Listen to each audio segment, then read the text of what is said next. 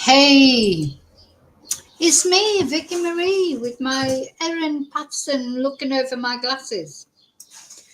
Good morning, good afternoon, or good evening, wherever you are in this crazy world we're living in. Forgot to put my banner on.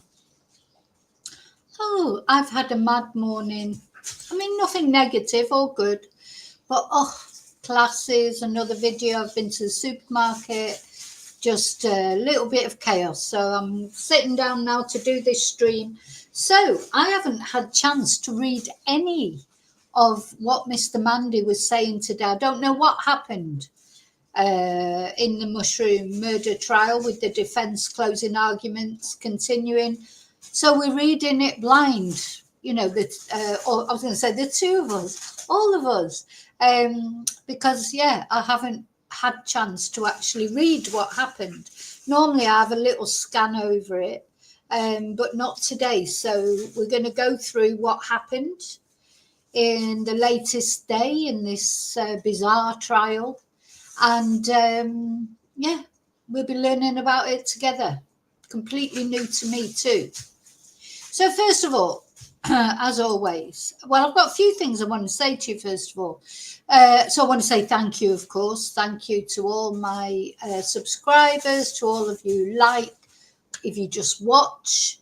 Thank you to any way you contribute to my channel. Special thank you, as always, to my members. And I'd think then, what day is it? I'm thinking, is it Thursday? Is it Members Live? No, tomorrow is Members Live. Exclusive Members Live. But thank you so much for being members. And if you're not a member, why not become a member? What else? Thank you to those of you who send me super stickers, those of you who sent me Ko-fis, PayPal'd me, sent me nice emails, ordered from my merch. So I have to remember, you know, I do forget things. If you want to buy Vicky Marie Chat's merchandise, the shop is now open. There are quite a few things now on the shop. The shop is on my Ko-fi link, which is, I'm going to put up here.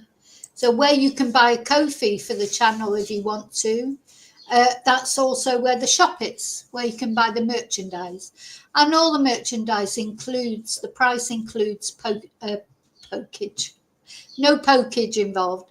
Postage and packing. So Princess Tia, yes, you know I'm talking about. You know, she's under my desk destroying a toy, aren't you? If you hear a noise, that's what's going on. There's murder happening right here and now. The German Shepherd, she is destroying one of the many dog toys that never stay in one piece. So yeah, and thank you to those who've already ordered merchandise. That's on its way to you as we speak. What else? I need the banner to remind me what to say. So yeah, thank you for PayPal and sending super chats. Anything that you do positively to support my channel, thank you so much. Somebody has sent me a few sort of, you send me media things like I've got a doll's house. People send me songs that they've made. It's so nice to think that people think of me in that way. This was something that was sent to me, like a little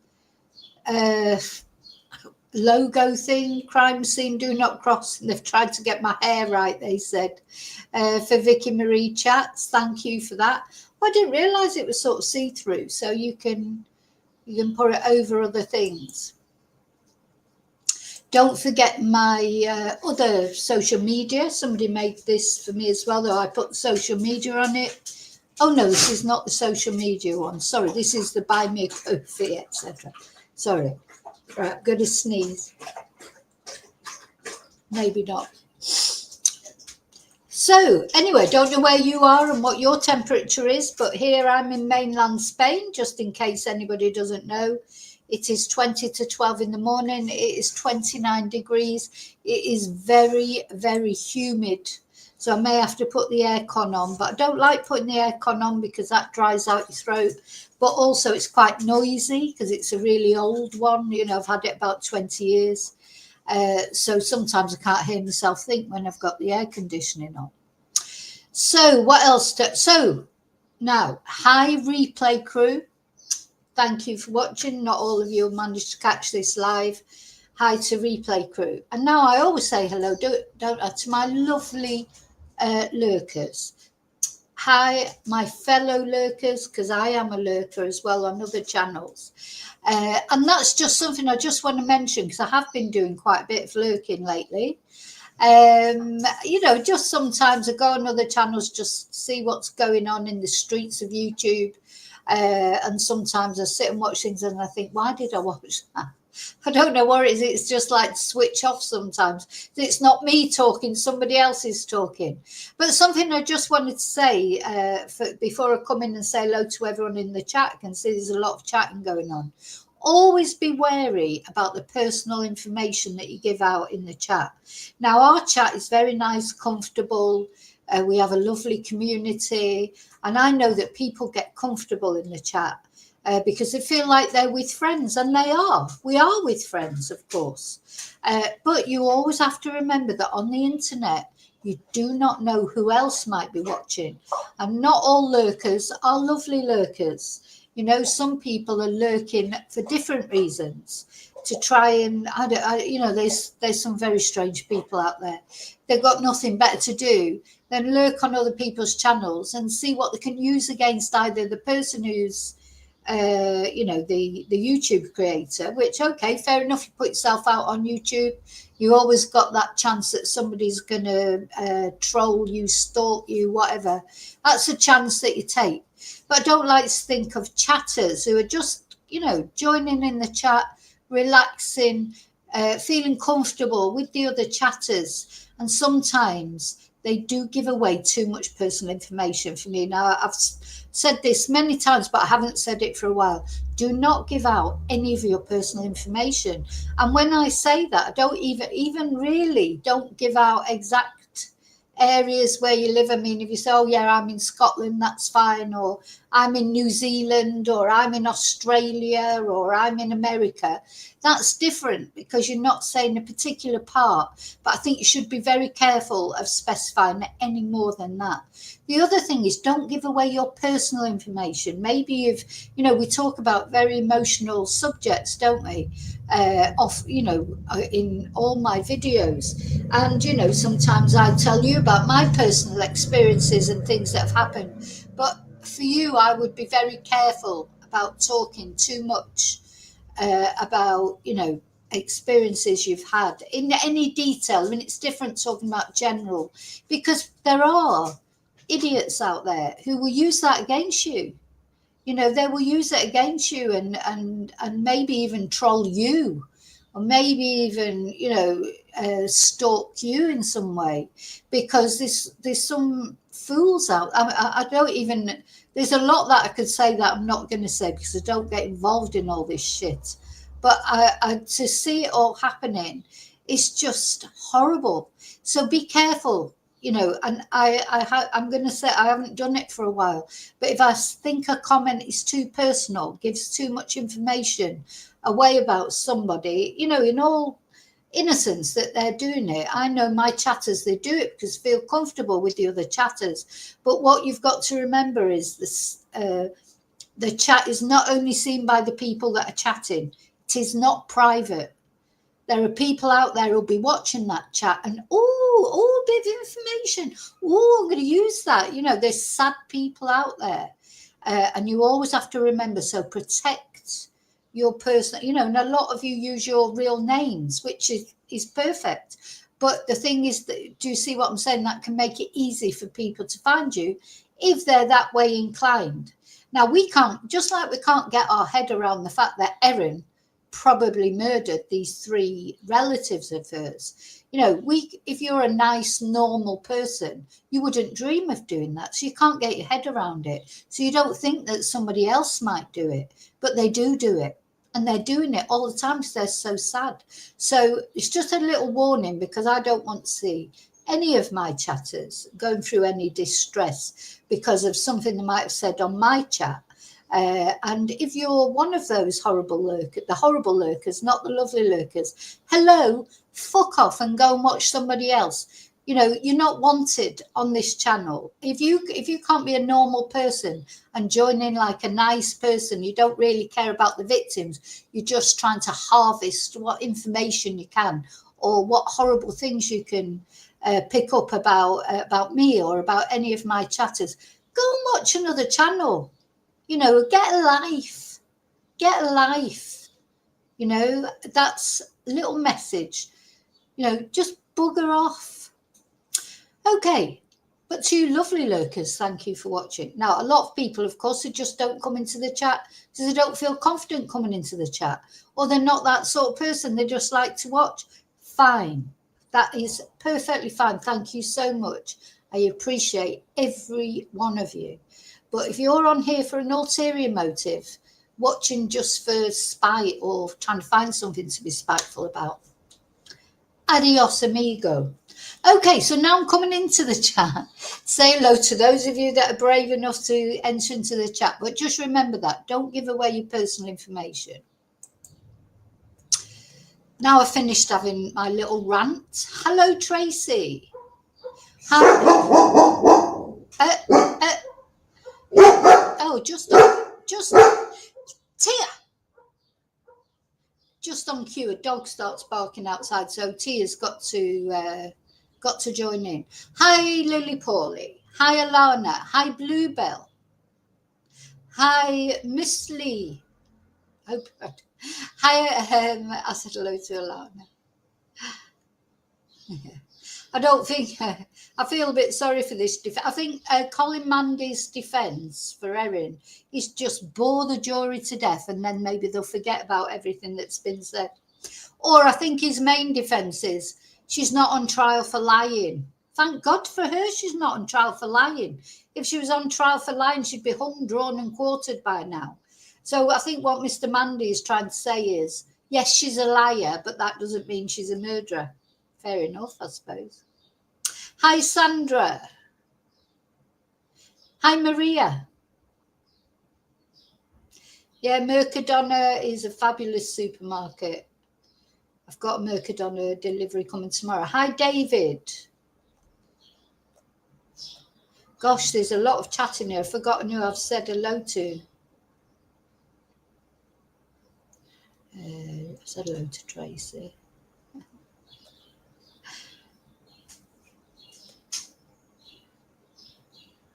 Hi, Yvonne.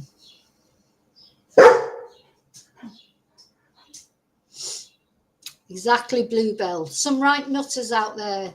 Some very strange bit, unfortunately. You know, at the end of the day, the intercom, I was going to say, the internet is like a microcosm of society in general, isn't it? There's nice people, there's not so nice people, there's absolute weirdos, nutters, all those kind of things. There's a bit of everything out there. So we've got to be careful. Hi, Daniel. Hi, Angel. I think I said hello to Angel, but I'll say it again just in case. Better to say hello twice than forget someone, I think.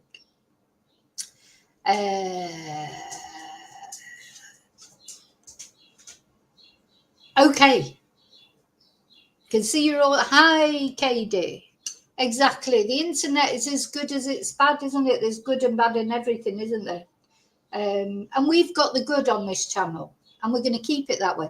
I mean, obviously, if anyone comes out and says horrible things, I can always get rid of them.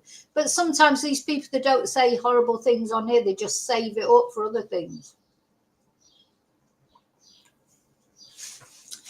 Gosh, I'm going to be doing a lot of drinking today because it's so hot. So let's get on with this, because it's another intense day. You know, these are intense days, aren't they? My God, they're certainly made up for sort of the beginning of this trial, when it was like lurching along and moving really slowly. Now it's intense, coming up to the end now. We've had the prosecution closing argument. Oh, well, we had Erin. It's all started with Erin, didn't it? When Erin took the stand, that's when it all started to get really sort of full on. And she was on the stand for 3 days, I think, solid. Then it's closing arguments, the prosecution, that was 2 days, wasn't it? 2.5 days. And now we're on the defence. I do need a bit. Hi, Jane. I do need a bigger glass.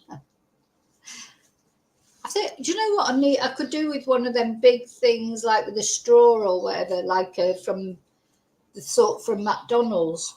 Because, yeah, this doesn't last 5 minutes.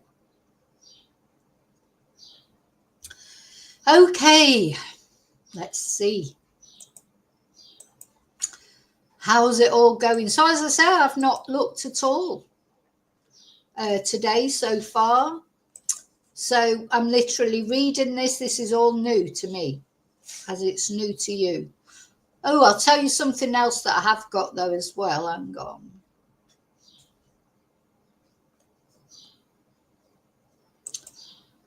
Oh, God, it looks like there's quite a lot of it again. So I'm definitely going to need a bigger glass. I might have to get 2 glasses next time. Let me just show you. I put together the video of the Pinocchio and the alarm.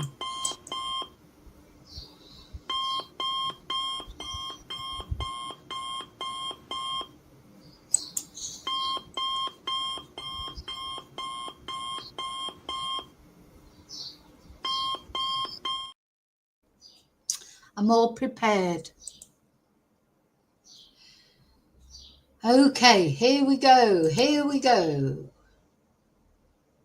So, Colin Mandy will resume his closing address to the jury when the court reconvenes. Yesterday, Judge Christopher Beale gave the jury an update on the time frame of the trial. So remember, Justice Christopher Beale, he said his final instructions weren't likely to start until Monday, and he expected them to take more than a day. So we know that this is going to oh no, Tia, you've got to stop doing that. No, this is definitely going to go into next week, isn't it? Definitely. So she's when she barks, she's so ear splitting for me. Never mind for you lot. I don't know, it just, my head goes completely. Oh yeah, I was going to show you the picture of Justice Beale. So remember, Justice Beale, he said he will not start his instructions to the jury till next week. So we know, it's going to be probably at least right. Go in the bathroom. Go in the bathroom. Go on. Go on. No, go on. Never mind looking at me. It's going to be at least till next week, isn't it, before this case is finished? So he said he's going to start his instructions to the jury on Monday. So it sounds like, well, the jury then won't be deliberating until at least Tuesday and possibly Wednesday. So we've still got time. We've still got a way to go, haven't we, on this? We've still got a little while to go, unfortunately. And God knows how the victim, the only surviving victim feels, Ian, because he's got another week to wait to see wonder what he thinks about it all. I wonder if he thinks that Erin did it on purpose, or he's a very religious man, so he'd probably forgive her anyway, because that's in his character. But what does he believe, I wonder? Does he believe that Erin did it on purpose, or does he want to give her the benefit of the doubt, I wonder? Okay, so yeah, we know we've got a little while to go. Here's Colin, and this, I think she's called Sophie Stafford. We saw a lot of her at the beginning. His assistant, he seemed to hardly be there in the courtroom, didn't he? But these last, since Erin got in the stand, he's been there, hasn't he, all day. So he's delivering his closing address. And he begins the court proceedings by taking the jury to a concept, hindsight reasoning. He says that although seductive, it is dangerous to use hindsight reasoning to judge his client's actions. And this is real desperation stakes, I think. He says that this is what the prosecution were attempting to engage the jury in with its closing arguments.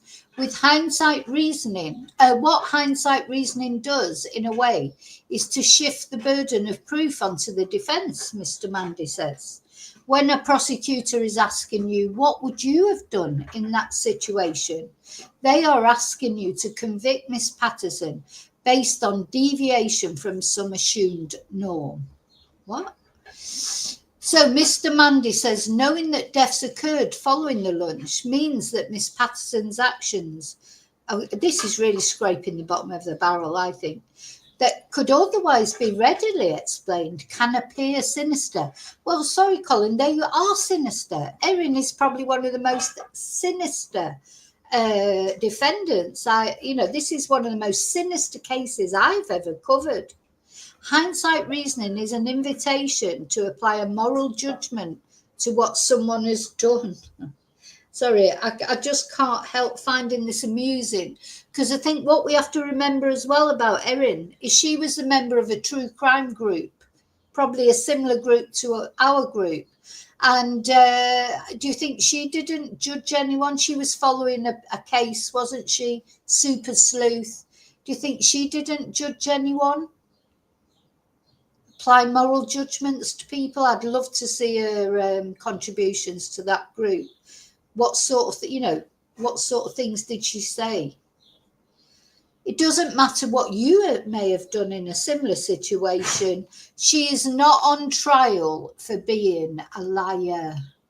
Well, all I would say is very lucky for Erin that she's not on trial for being a liar, because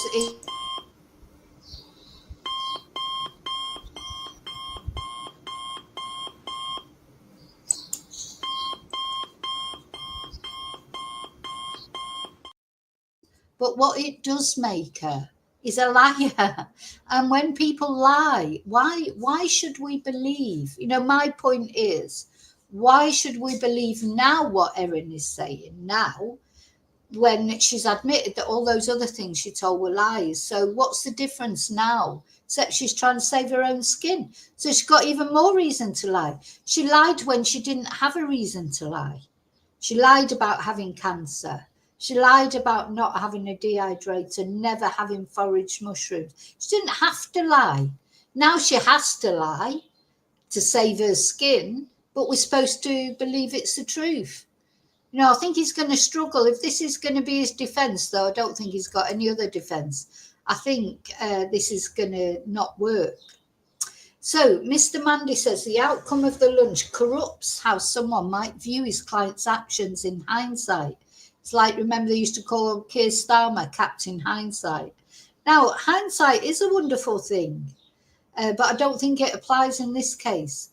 Bad outcomes can make alternative explanations seem less plausible, he says, even when those possibilities remain genuinely reasonable alternatives based on the evidence. Well, no.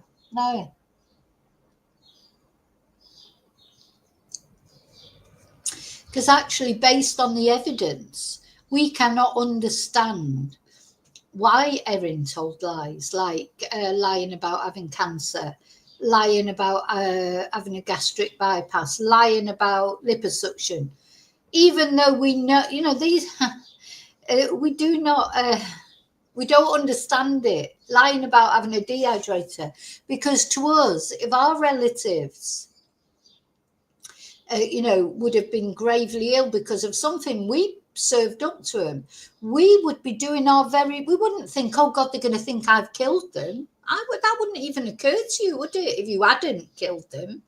To me, that makes it more certain that she did, because if somebody came to my house for lunch and then they all fell ill, and then the police said to me, oh, have you ever dried mushrooms? I think, oh God, yeah, I did try those mushrooms. Must be that, you wouldn't think, oh, better throw that dehydrator away.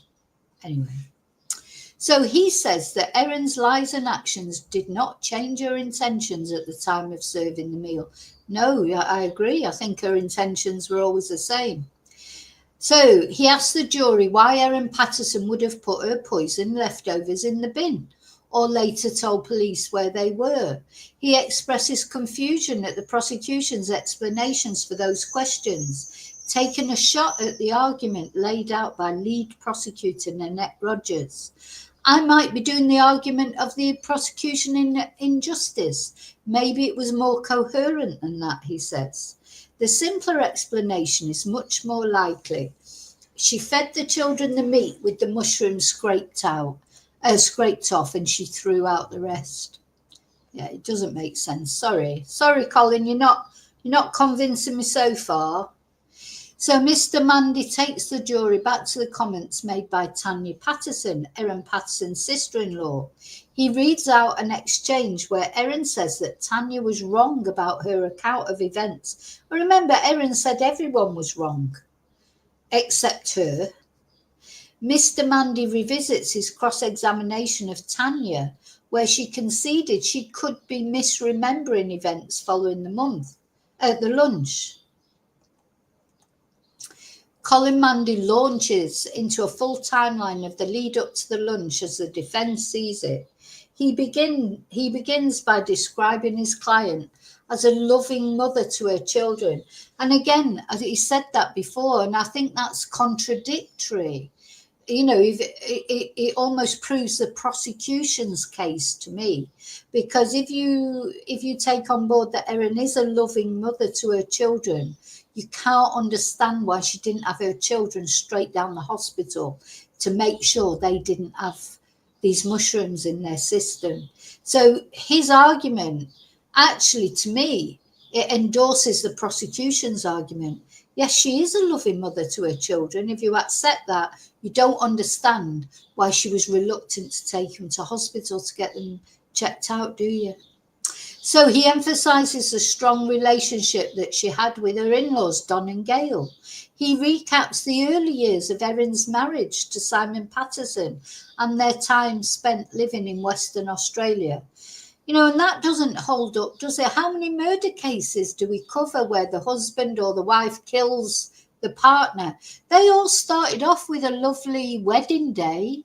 You know, they all started off with the smiles and the love and the this, that and the other, all of them. Even Chris Watts and Shannon Watts, even, you know, other cases of famous cases of people killing their spouses. Doesn't start off like that, does it? It starts off all lovely and all getting on with the in-laws and this, that and the other. But, you know, things change over years, don't they? They change. Relationships change. They sour. And not only their relationship,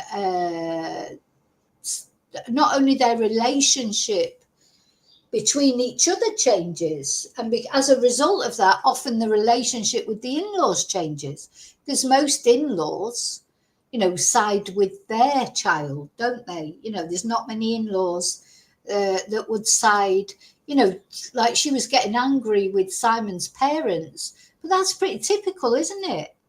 You know, parents will tend to side with their child, not with, you know, and also they're probably only getting one side of what's going on. When a relationship breaks down, if your adult child's relationship breaks down, they're going to come to you and say, oh, they're not letting me see the kids, or they're doing this, or they're doing that.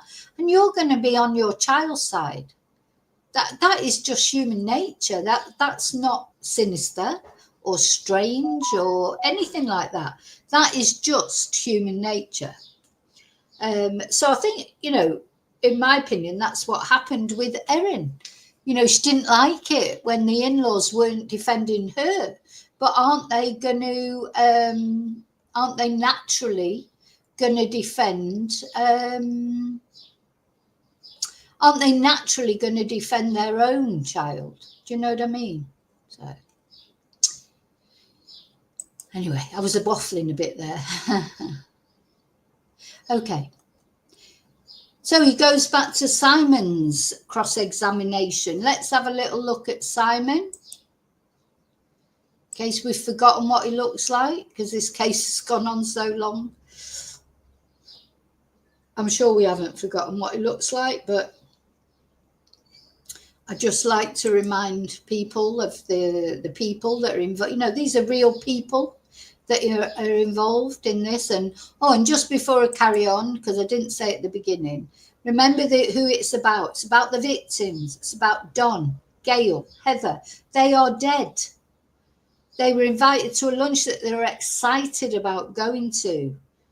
And they are now, you know, they died agonizing deaths. This is a triple murder case. And Ian was the only survivor. So I'm going to light a virtual candle. I'm on virtual candles at the moment. I am going to get one of those battery operated one, but I've decided I'm not lighting candles because apart from anything, it's too hot at the moment.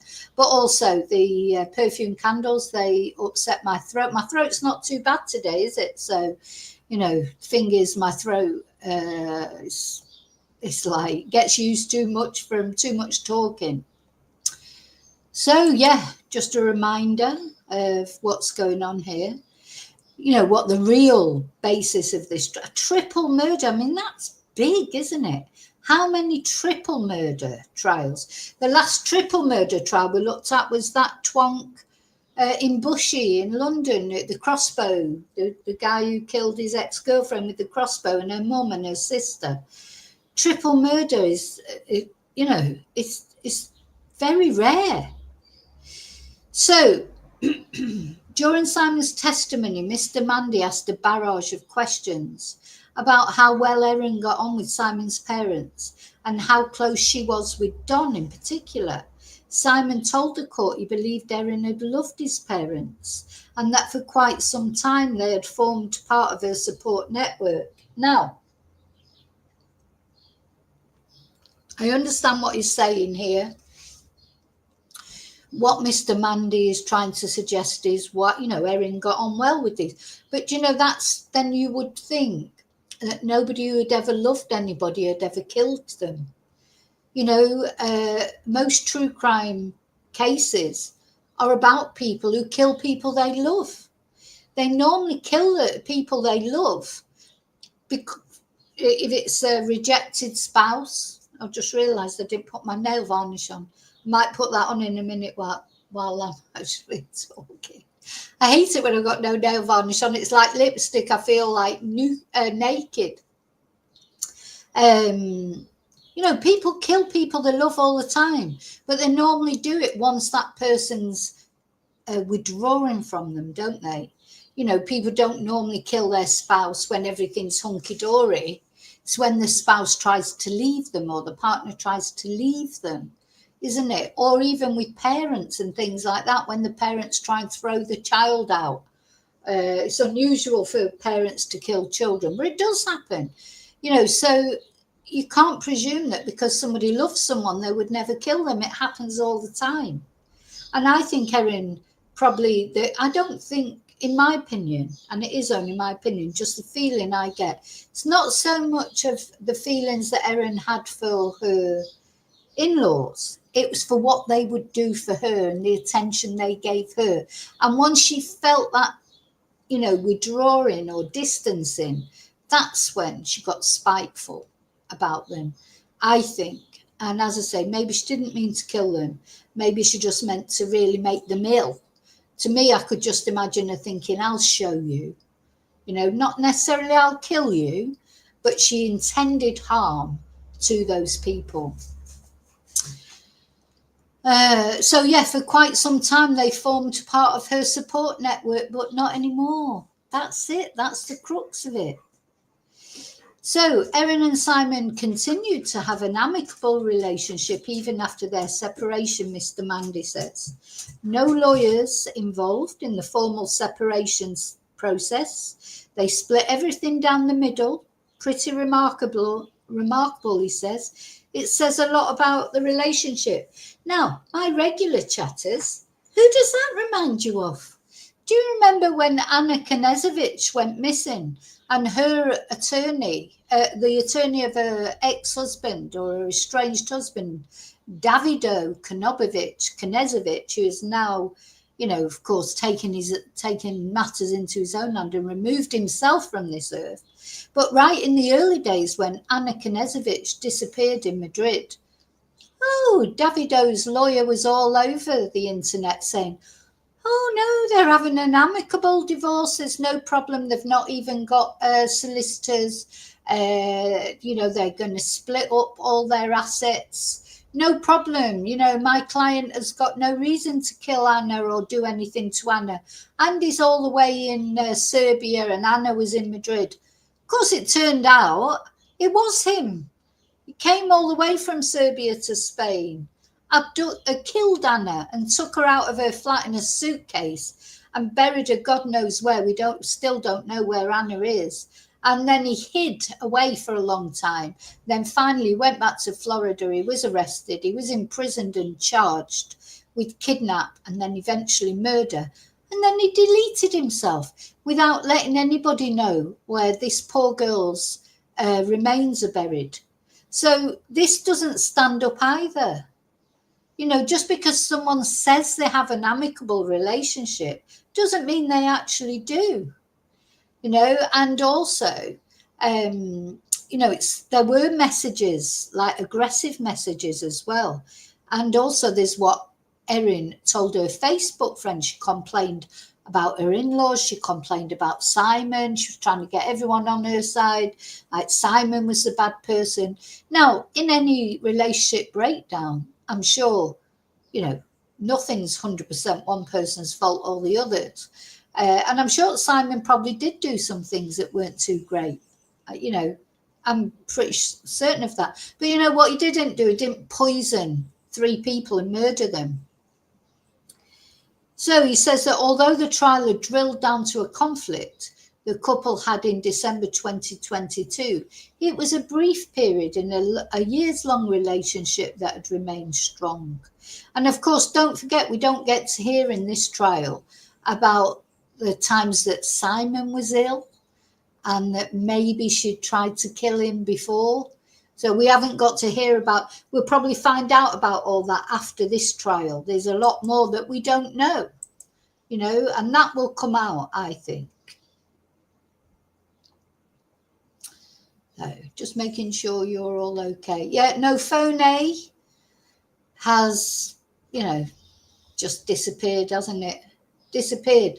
Phone A, anyway, that is, of course, one of the things against it. So the defence addresses the SD card found in Erin Patterson's home, which had photos of wild mushrooms on it. Mr Mandy says it's a popular activity, referencing the testimony of mycologist Tom May, remember Funky Tom, who said foraging grew in popularity during COVID-19. So let's have a look at Tom. We like to have a look at him at least once a day, or I do anyway. Now, Funky Tom, or Fungi Tom, he gave a lot of evidence, didn't he, about mushrooms, probably more than we wanted to know.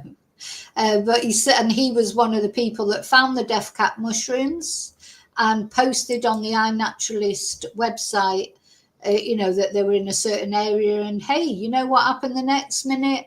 Erin was down there according to her phone. And then the very same day she bought a dehydrator.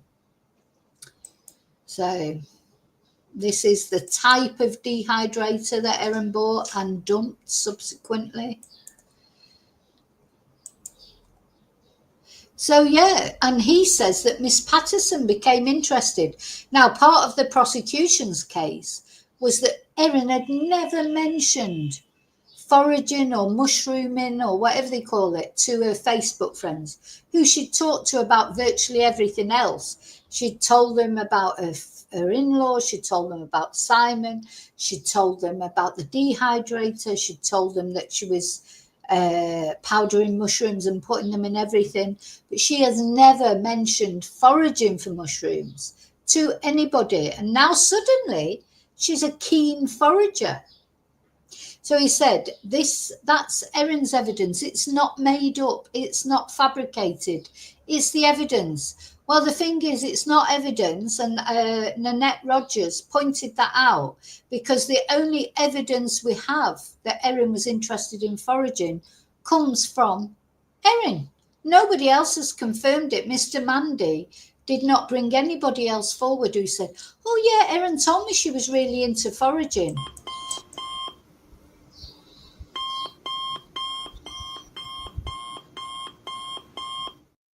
That is not evidence. That is what Erin says. And we can't believe a word Erin says because she lies. The jury is directed by Mr. Mandy to look at the photos, pointing out that Miss Patterson's children feature in many of them.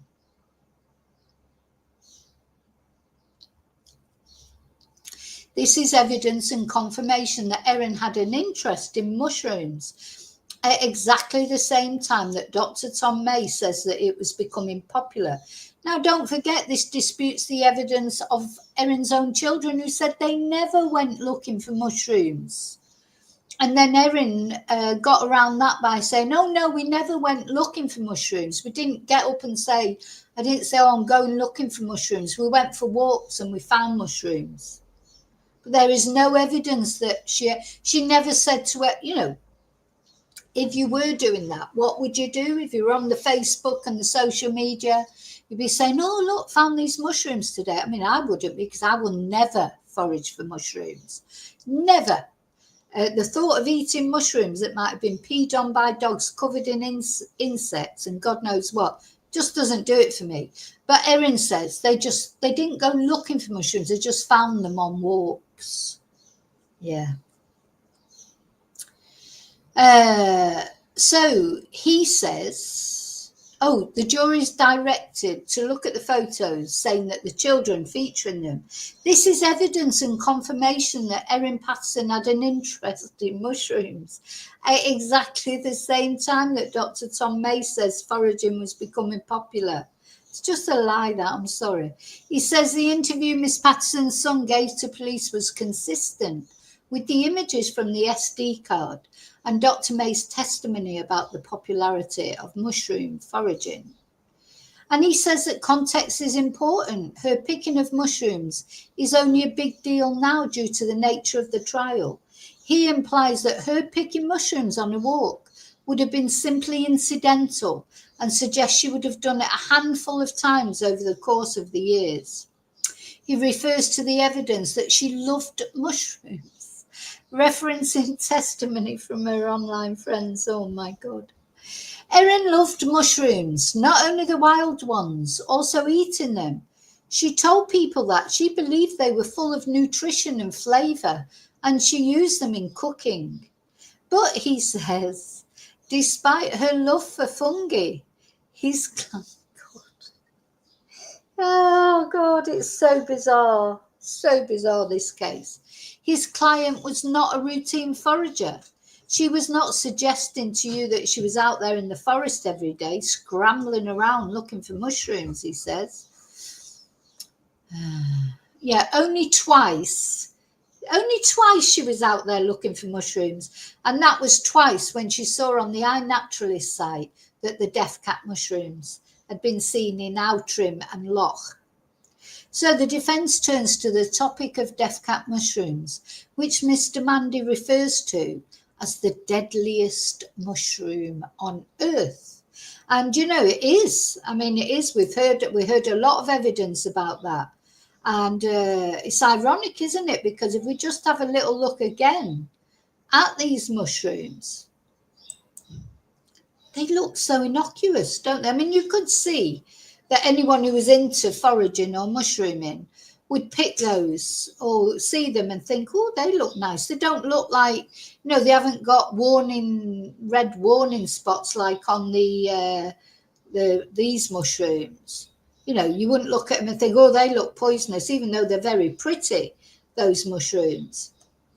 They are real mushrooms. They're very pretty, those, but they look like you shouldn't eat them, don't they? Look more like toadstools, to be honest. I don't know what the difference is between a mushroom and a toadstool. I expect Funky Tom knows. But yeah, these look very much like you know, oyster mushrooms or some sort of ordinary mushrooms you might buy. So you can see how people might make a mistake if they didn't know. But the thing is, Erin did know, because she'd searched death cap mushrooms. She knew about them. So it's hard to believe that she didn't know and she picked them by accident. So he says, right, I've got to put my aircon on because I'm getting a headache now, I'm so hot. Mr. Mandy says there is no argument from the defence that it was Miss Patterson on the computer. So loud. It needs replacing. There is little doubt that it was Erin Patterson looking up that question on the Cooler Master computer, he says. This is despite Miss Patterson's testimony earlier in the trial, when she told prosecutors she did not know. Now remember that Erin's answer to everything that she can't explain is she doesn't know or she doesn't remember. Now even her own defence lawyer is questioning what she said,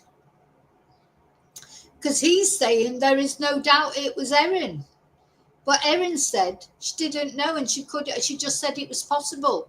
So yeah, I think I've got to put the light. So even her own defence, it's just ridiculous, isn't it? Even her own defence knows that she was lying about that. That was...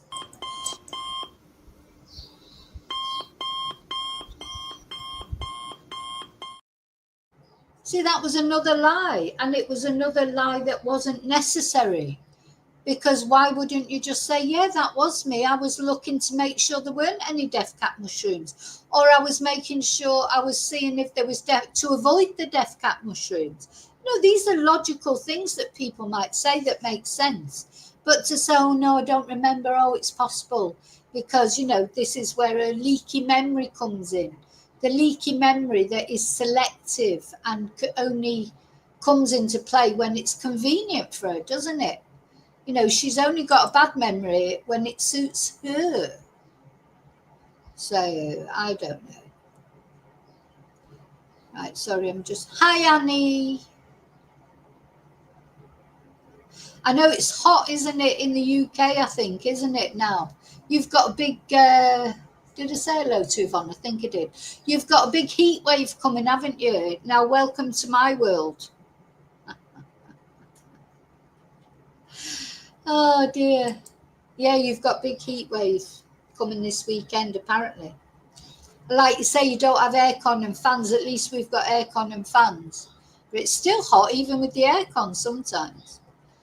Okay. Oh, they take a break. So it says, during the closing arguments this week, we've seen more frequent breaks, so expect a few more pauses.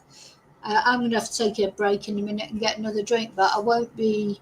I'll read a little bit more. Where are we? We take a break. And then they must come back from break. Mr. Mandy says, although he has confirmed his client's interest in foraging, it should not be tied to the events in July 2023.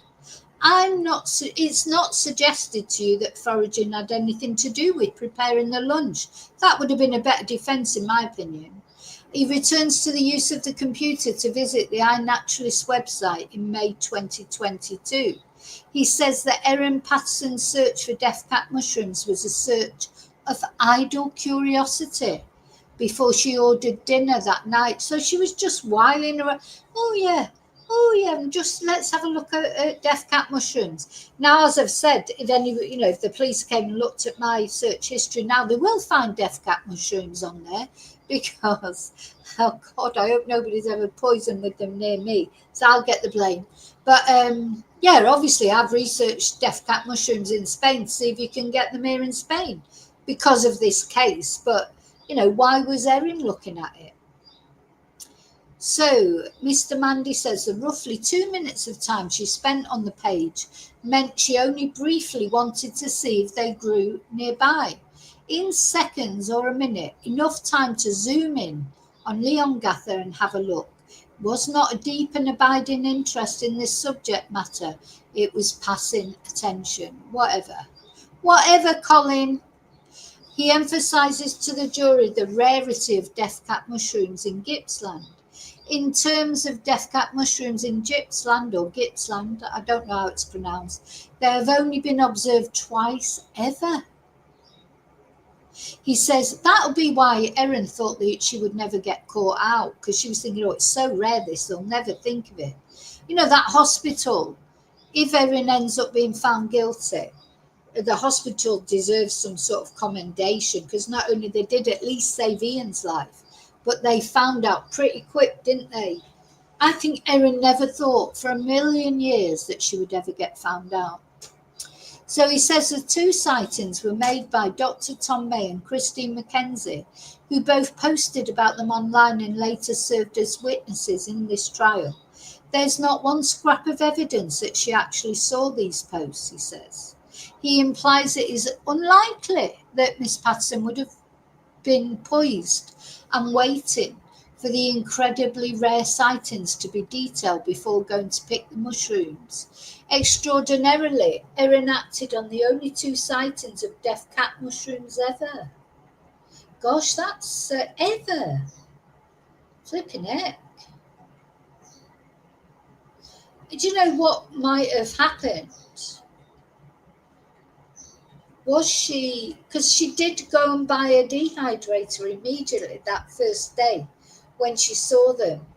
So was it, I don't know, maybe she was interested in, well, she'd never told anyone she was interested in foraging before.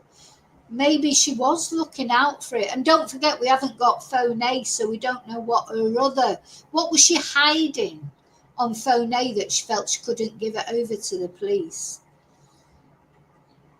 You know, maybe she was waiting for a sighting. Maybe she'd seen something. You know, just don't know what had triggered Erin to. Maybe she'd been thinking of doing something to these people for a while, or something to Simon anyway, but she wasn't sure how to do it. She was probably, remember, she was the super sleuth. She was looking for the perfect crime, wasn't she? The perfect murder, and she thought she'd found it. So the defence moves to the latter part of 2022, reiterating the good and loving relationship Erin Patterson had with her in-laws. He raises the misunderstanding that arose around Gail Patterson's 70th birthday party. He says his client felt hurt when she believed it was left off the invite list. Mr Mandy then reads Miss Patterson's apology to Simon to the jury, noting she is making the first move to apologise. He tells the court that everything was resolved peacefully with no further conflict. One day, a little spat. Erin's feeling hurt and left out. It's a complete misunderstanding, he says. She's got this wrong end of the stick and she's apologising. It's totally inconsistent with the way a cold-blooded, calculating person would behave. Is it though? Is it though? So he moves on to the child support issues that Erin and Simon had argued over. Earlier in the trial, we heard that Miss Patterson had stopped paying for school fees and medical bills for their children, following advice from experts.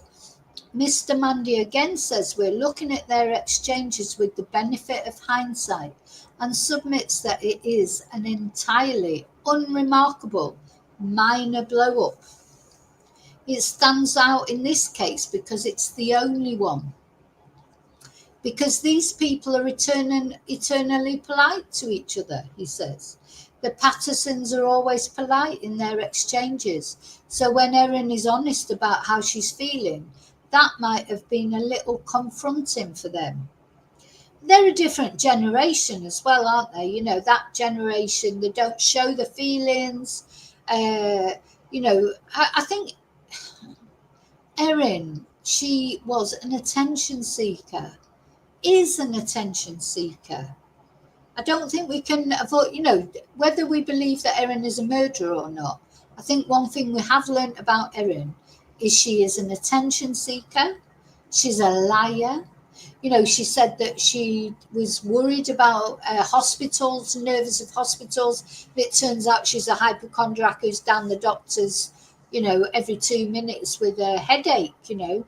So I think for someone, for like the people, Gail and Don and Ian and Heather, that probably would have been a bit like, oh, you know, too much. They're probably much more quiet people. So he dismisses the prosecution's argument that the behaviour proves Miss Patterson lived a duplicitous life. She definitely led a duplicitous life. And he says it shows his client was honest and frank with the people she was closest with. Oh my God. Colin, for goodness sake. Oh my God. How can you say that?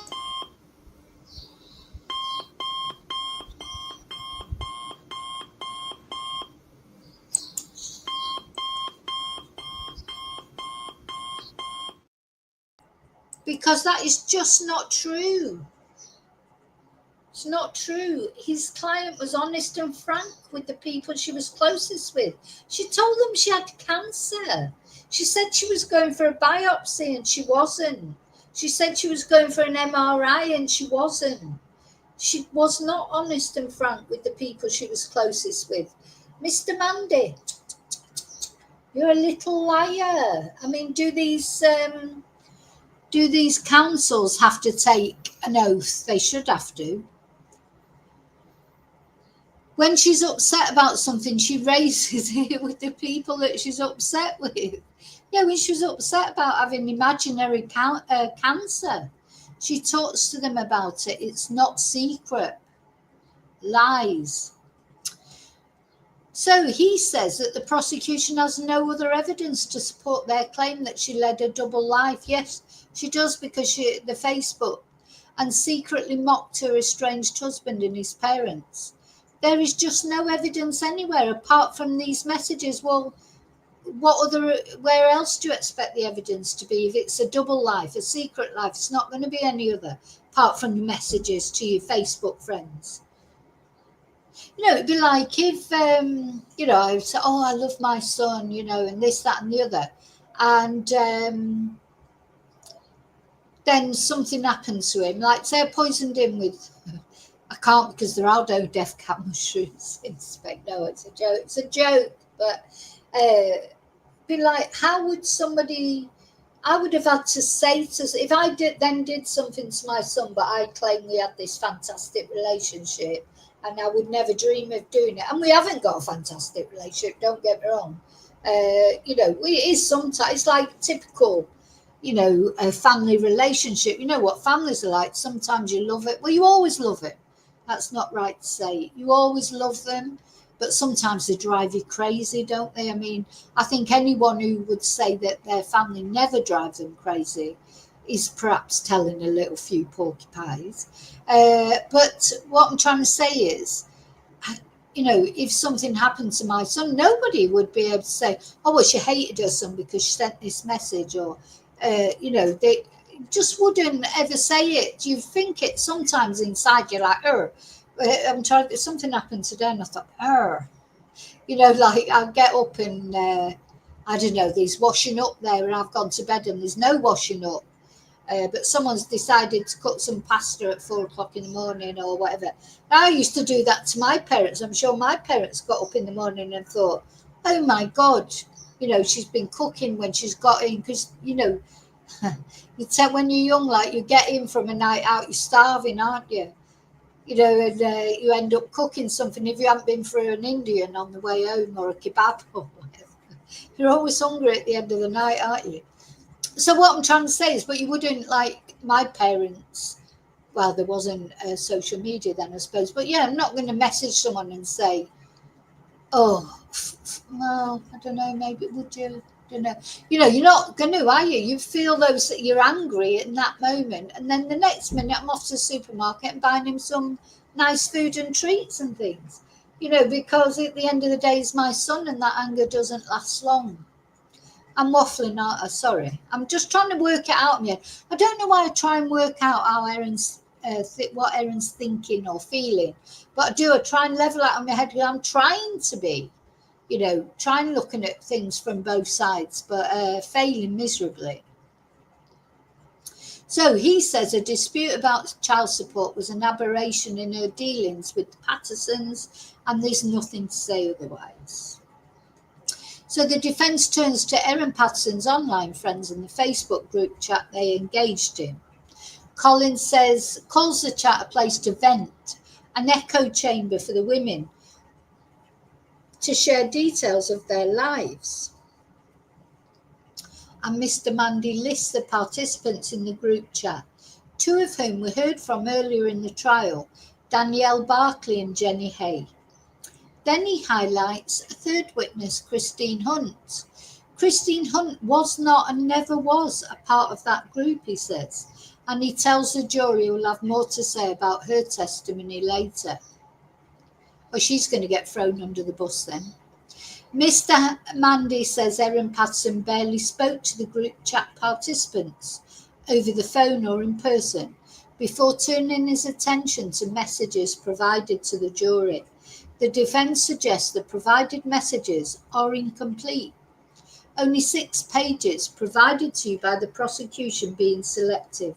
They do not contain complete communications from Erin, he says.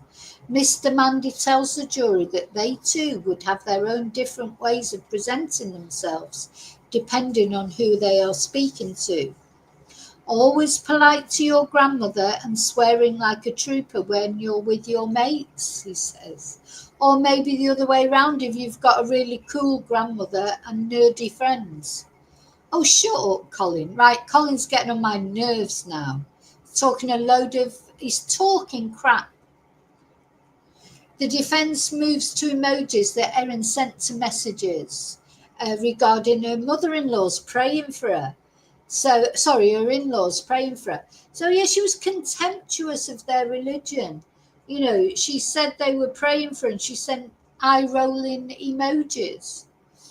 And Mr Mandy says sometimes a person might send a message or emoji and then regret it 30 seconds after. In the heat of the moment, Erin might have thought that prayer wasn't going to go very far. No, because she was an atheist. Now she says she's a Christian. If you're a Christian, you'd be grateful for any prayers that somebody wants to say for you, whether you think they're going to work or not. If you believe in Christianity, if you believe in prayers, and somebody says, I'll say a prayer for you, you'd be so grateful because it's just sending out some positive energy to you. Erin was not a Christian. Erin is an atheist. She doesn't care about religion. She's contemptuous of their religion, I think, in my opinion.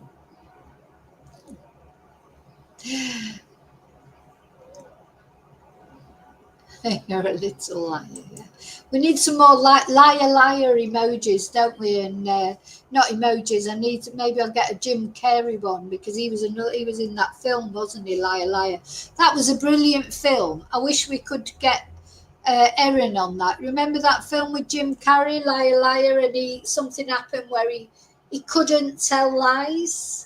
He used to tell a lot of lies, didn't he? Did his son wish that his dad didn't tell lies or something? Anyway, so could you imagine? Because we all do tell little lies, don't we? Little tiny lies, like, if my son says, is there any chocolate in the house? And I go, no. So I've got it hidden away somewhere. Those kind of things. They're the little white lies that we all tell. But could you imagine if you could not tell those lies? It would be. Anyway, it's a good film. If you haven't seen it, Jim Carrey, Liar. Okay. So during her testimony, Miss Patterson contested the prosecution's claim that the emojis used were eye-roll emojis. Oh, yes, she said. She remember? She said, they're not even eye-roll emojis. Oh, God, she just insults people's intelligence. These messages are a distraction from the real evidence in this case. Yes, Well, the real evidence proves that she's a liar. Oh, do you know, sometimes I've wondered, is Colin Mandy actually on the side of the defence, or is he an extra prosecution person? He tells the jury that the focus on the messages is an attempt to undermine the evidence. What evidence? Of Miss Patterson's strong relationship with her in-laws.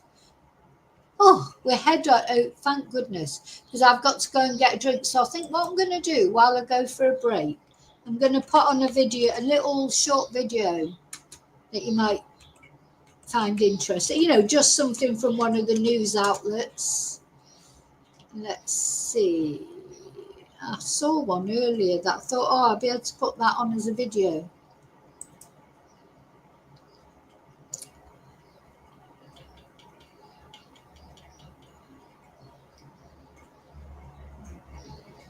Let's have a look at this. Yeah, I don't think.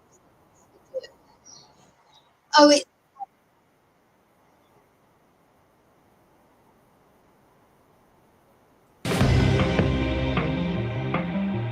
The sprawling Middle East crisis hits a new gear today after Donald Rogers SC is the Crown prosecutor.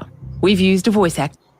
Right, so I'm going to play this while just go and get a drink, have a bathroom break, talk between yourselves, be nice to each other. See you shortly.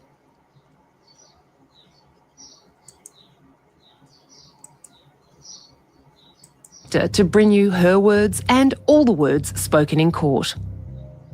At the heart of this case are 4 calculated deceptions made by the accused. The first deception was the fabricated cancer claim she used as a pretence for the lunch invitation. The second deception was the lethal doses of poison the accused secreted in the home-cooked beef Wellingtons.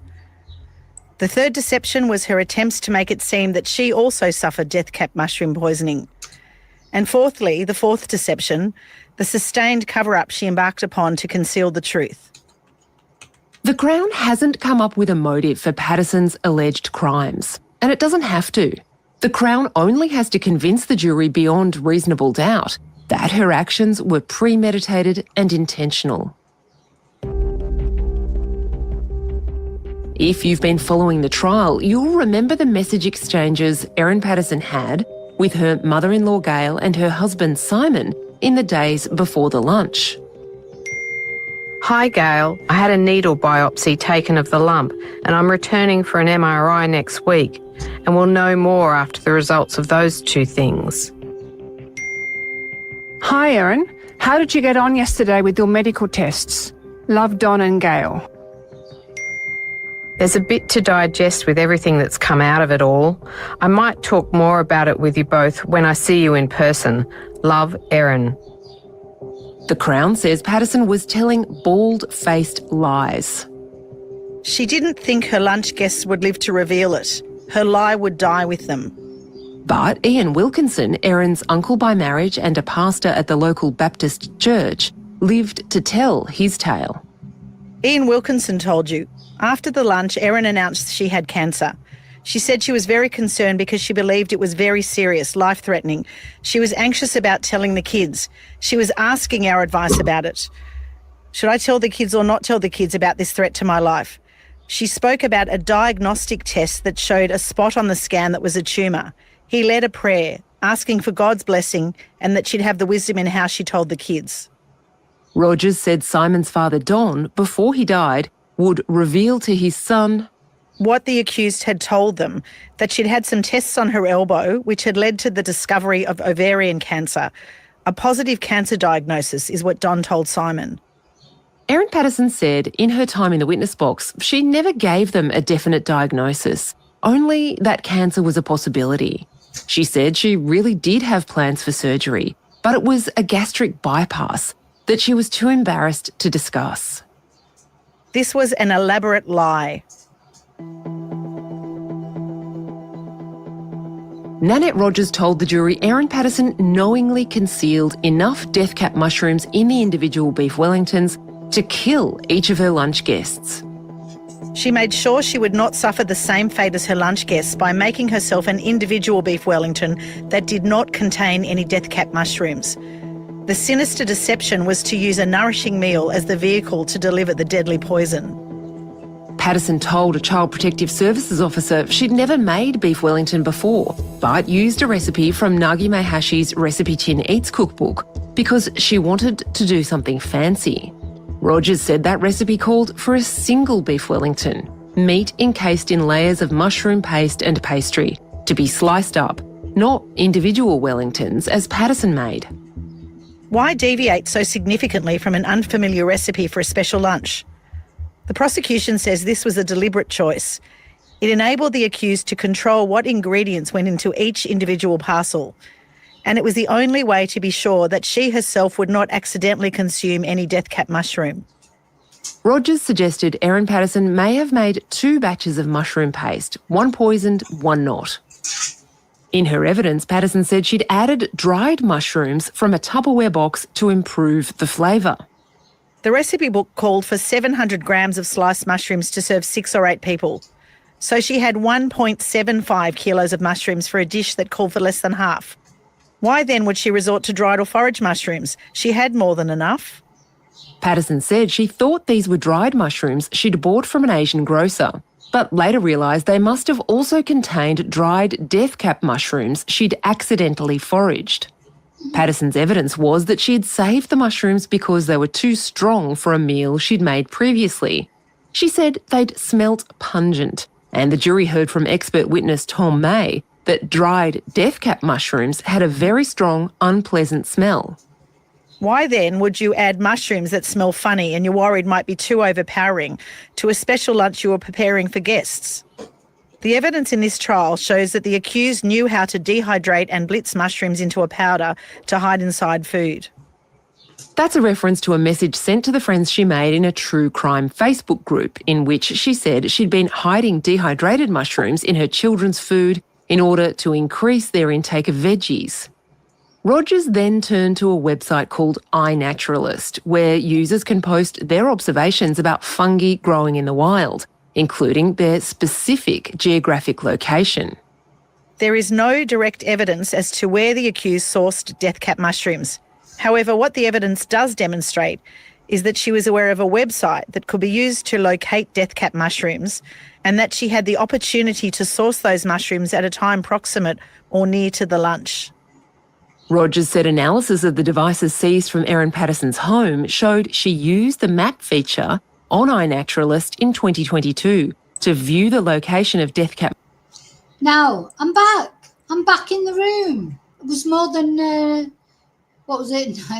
9 seconds? It's probably 9 minutes, was it? Or not far off it. Anyway, yeah, bathroom break, got a new drink. Got my nail varnish. I'm going to do my nails while I'm watching. But anyway, just want to point out this the Australian podcast. It is interesting if you want to know more about the mushroom trial. So, it's got to feel like we'll still be talking about this at Christmas. Just to say, go on to this podcast, subscribe to it. So I'm going to turn the aircon off because it's just too noisy. Go on to the podcast, subscribe to it. I think this is the picture of Erin that was immortalised in the mural, wasn't it? In the mural that's popped up in Australia. This is a nicer picture of her. Here, isn't it?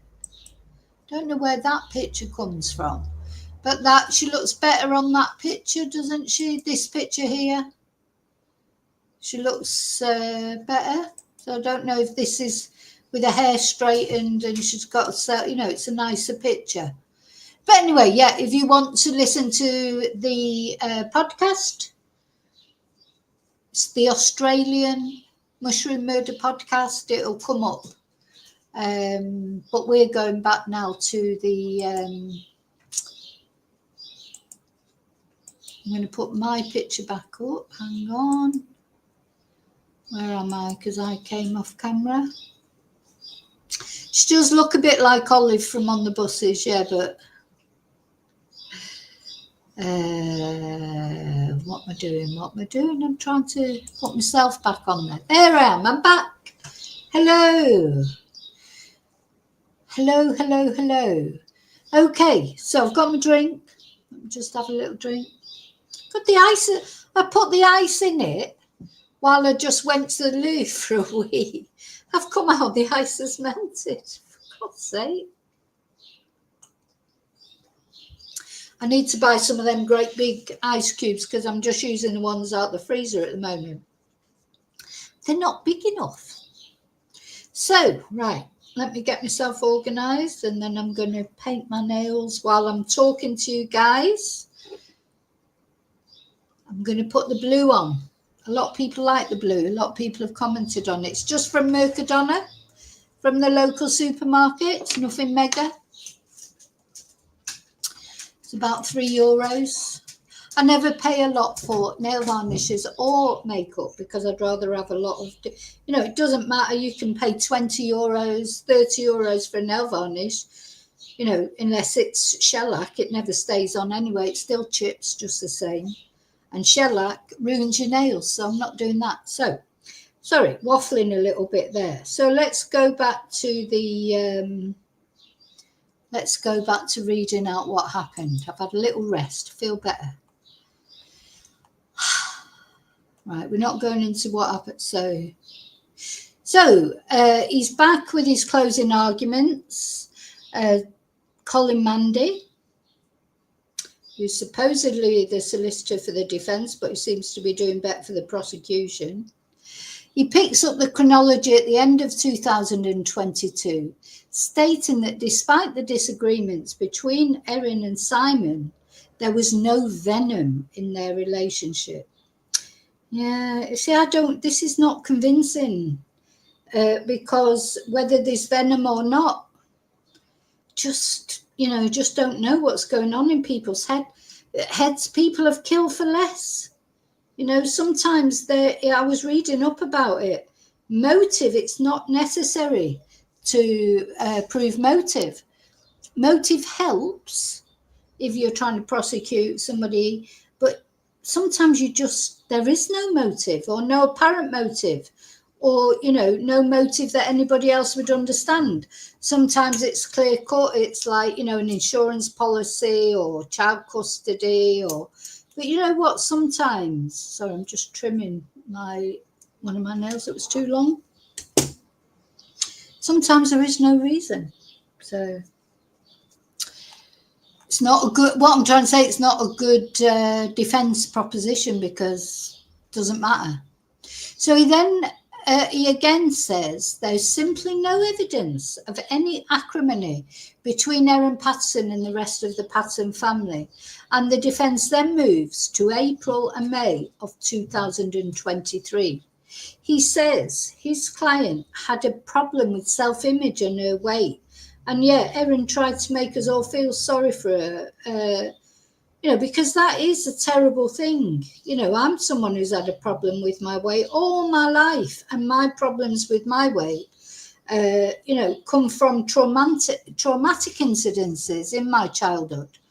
You know, so people, you know, I really do understand that.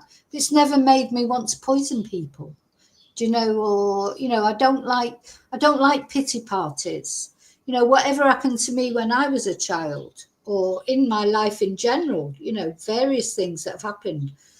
You know, I am me now. I'm not, you know, I take responsibility for my actions. Don't blame it on things, because I'm not the only one who's had any trauma. You know, so like what we all, you know, don't want to be in competition with people for trauma. Oh, well, I had this happen or I had that happen. Everyone's had trauma, everybody. There's nobody in this world, I don't believe, who hasn't had some kind of trauma, either real or imagined, because sometimes, you know, somebody else's trauma, you sort of listen to it and you think, what, you call that trauma? You know, but it's trauma to them. It's trauma to them. So you can't underestimate it. You know, and you can't, you know, you're not in a competition for who had the biggest trauma or who had the most problems. Once you get to be an adult, you are responsible for your actions. Doesn't matter what somebody else did to you years ago. You can't use that as an excuse. You know the difference between right and wrong. So I actually really dislike it when people try and use, oh, I had a bad childhood, or we were poor, or this, that, or the other. I was bullied. Everyone was bullied. You know, it's not being bullied, it's how you deal with it. And I think people deal with things in different ways, don't they? Some people, it makes them stronger. Maybe maybe I'm lucky that that's what happened to me. You know, and you get to a point in life where you think, what, you think you can really hurt me after, you know, what I've been through? Do you think I even care about what you're saying or what you're doing? You know, so that can help. It certainly helps with trolls and things like that on the internet. But Erin, yeah, using this, like that she about her problems with self-image and her weight, to make people feel sorry for her. I don't want anyone to feel sorry for me. You know, I'm lucky. Most things in my life, everything. Thing is, you have to think like that. This one of my sisters, she would always say, you got to put it in the black bag and throw it behind you. That's what you have to do with bad relationships and things like that. Figuratively, of course, I'm not suggesting you put your ex-partner in a black bag and throw him over your shoulder. I'm saying that figuratively, you can imagine that.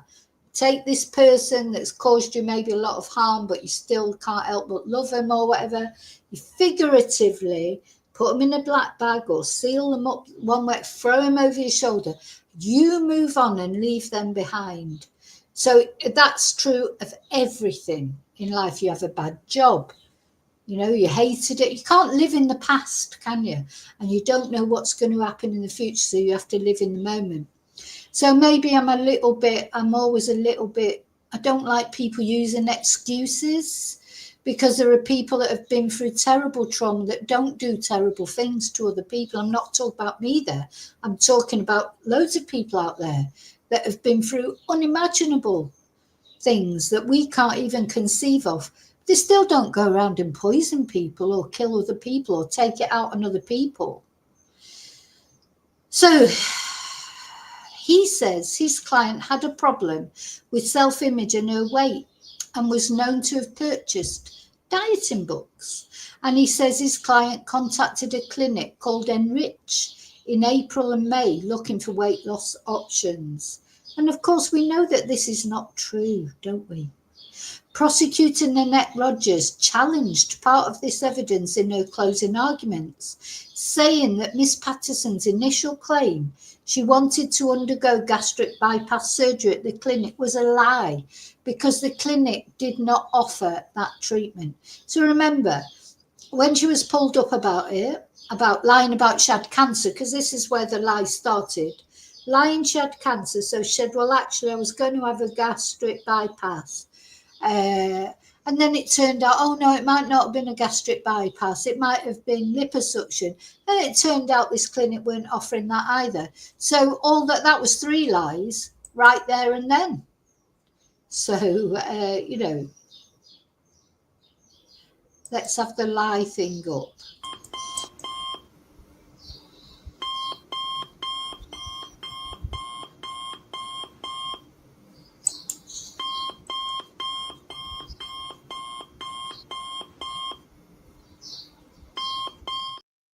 You know, because we like to have a little variance, don't we? We like to have a little variance in these things.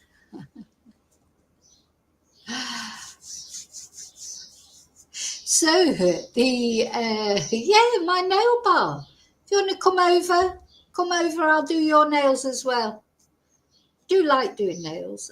You know, there are 2 things that I would have done in a different life. You never know, I still might do. I would have liked to have been a prosecution lawyer or a beautician. Talk about, you couldn't get more far apart, could you, from that? A prosecution lawyer or a beautician, they're my alternative professions that I would quite like to have done. Okay, right, sorry, let's go back to this. So Nanette Rogers, she challenged this because it was a lie, because the clinic did not offer that treatment. But Mr. Mandy says, and I'll tell you what, these lie things, they go for Mr. Mandy. He's a liar. All she'd done was make an appointment. And she said to Dr. Rogers she was looking into liposuction as well.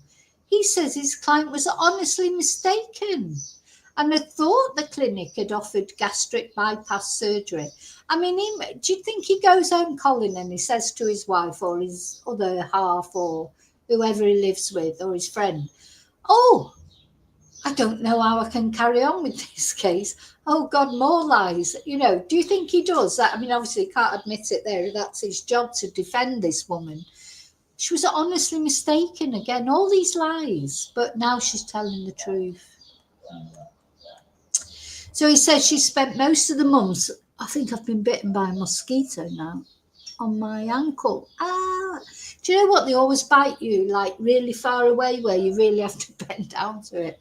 So Mr. Mandy says Erin Patterson had spent much of the months leading up to April and May of 2023 concerned about her health and whether she had cancer. Erin often thought she had issues with her health that went nowhere, he says. Yeah, she's bloody hypochondriac. Munchausen's. He says it was only natural that his client would fear she might have cancer after discovering a lump on her elbow. Oh, come on. Come on. So you get a lump. Why would you think if you had a... Now, let's be honest. You get a lump on your elbow, you're not going to think you've got ovarian cancer, are you? That's not going to be the thought that comes into your head. If you've got a lump on your elbow, you might think you have bone cancer. If it was, you know, right on your bone. Why are you going to think you've got ovarian cancer? The symptoms that would make you think you've got ovarian cancers are pains in that area, aren't they? Or swellings or lumps in that area. You know, so it's rubbish. Anyway, Mr. Mandy said, yeah, oh God, I've got a lump on my elbow. I think I've got ovarian cancer. Okay. Mr. Mandy tells the jury the main reason for her holding a lunch on July the 29th was to get closer with the family. Sorry, I'm just thinking about this lump. It's like, what, you get a lump on your toe and you think you got throat cancer? Is that what happens? Oh, yeah, I've got a lump on my head. So I think I've got breast cancer. I mean, come on, let's be sensible here.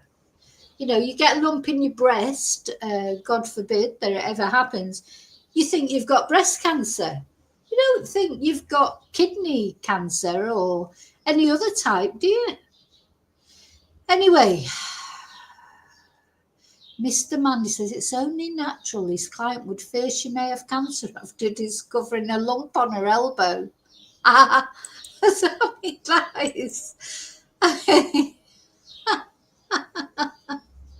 For what? What? Elbow varies, yeah. Oh, God, I've got a lump on my elbow. I think I've got ovarian cancer. Right, I've got to put the lie thing up for that because this is Colin Mandy who's lying now.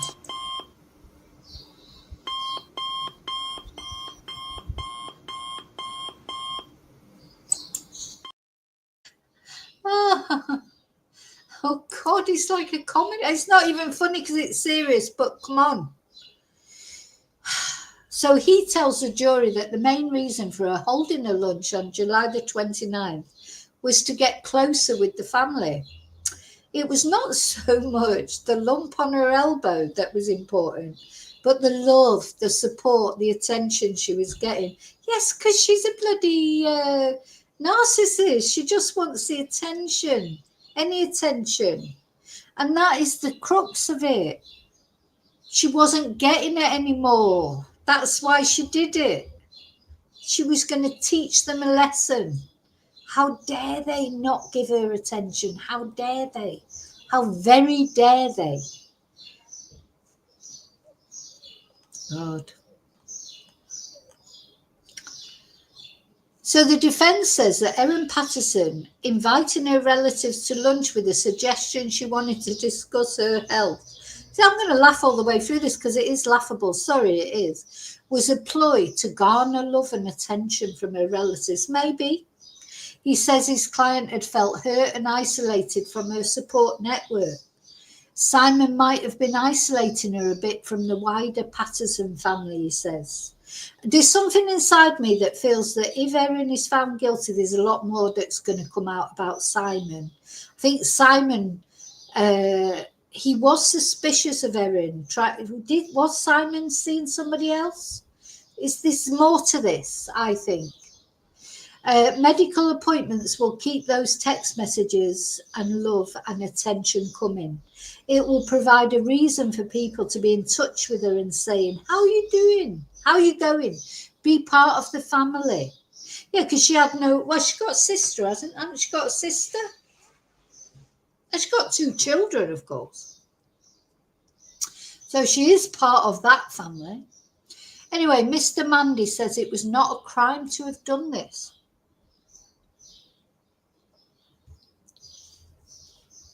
And Miss Patterson could not be found guilty of murder based on this. She's not on trial for lying, thank God for her. This is not a court of moral judgment. Well, it sort of is, Colin, really, because she's on trial for murder. And that is a moral abhorrence. You know, he's not very good. Well, I'm not saying Colin's not very good. Maybe he's just got nothing to work with, but he's not doing very well. There is no defence, is there? Oh, he then revisits his examination of Ian Wilkinson and his account of the July 29th lunch. In her own testimony, Erin Patterson conceded she had misled Ian Wilkinson and the other guests about a cancer diagnosis. And Mr. Mandy suggests to the jury there are differences between Mr. Wilkinson's testimony during the trial and the police interview he gave after the lunch. He emphasised, I mean, this is the foulest thing that Erin's done, in my opinion, and that now Colin is doing, is attacking Ian. Now, we saw Ian speaking at his sermon that he made where he got upset. You can see that Ian Wilkinson is an honest person and he's genuinely distressed about the whole thing.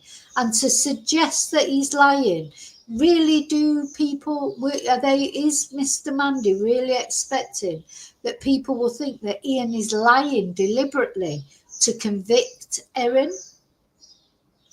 Is that really what he's saying? You know, that Ian is saying these things because he's got it in for Erin. He emphasises terms such as I think, I believe and suspected in Ian Wilkinson's police interview, and he asked the jury to take into account the frailty of memory. Foul.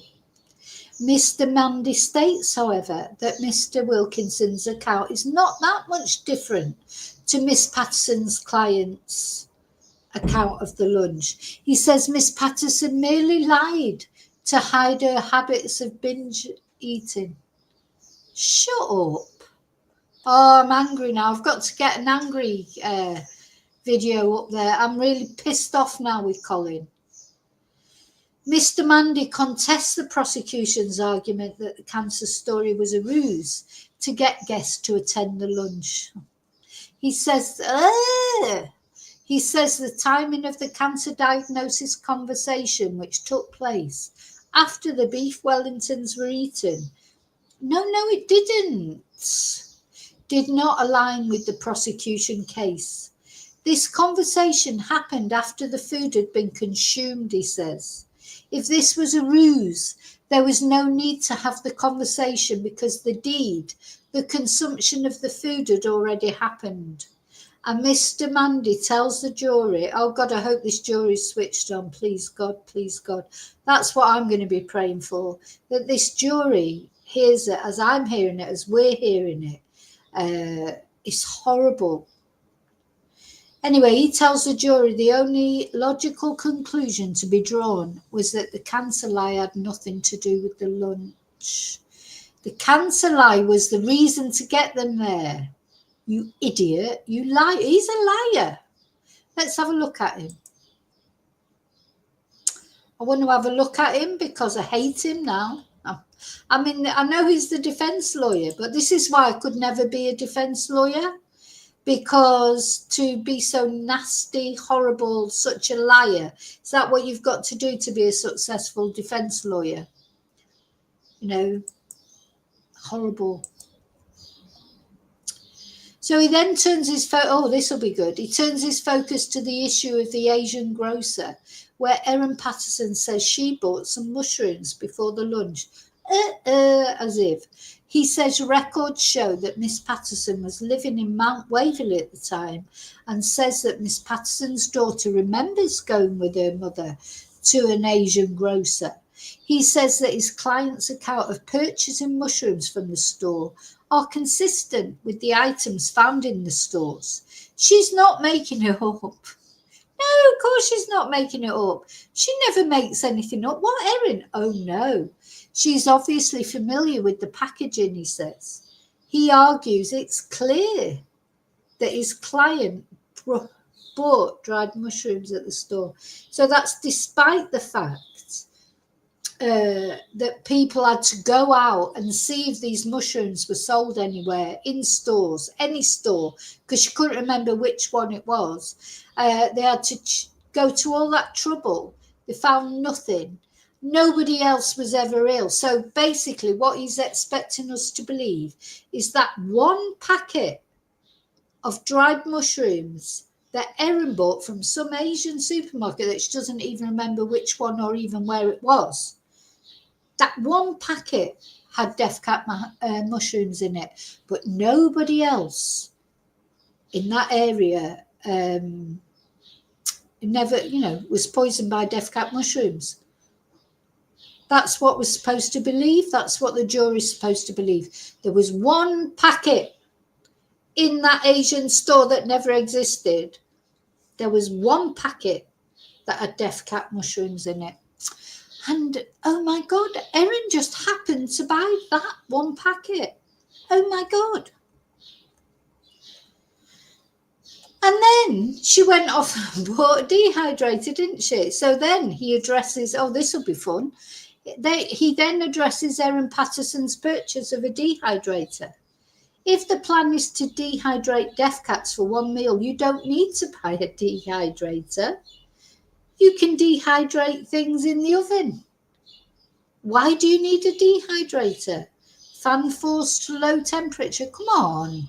Is this his defence? He then contests the prosecution.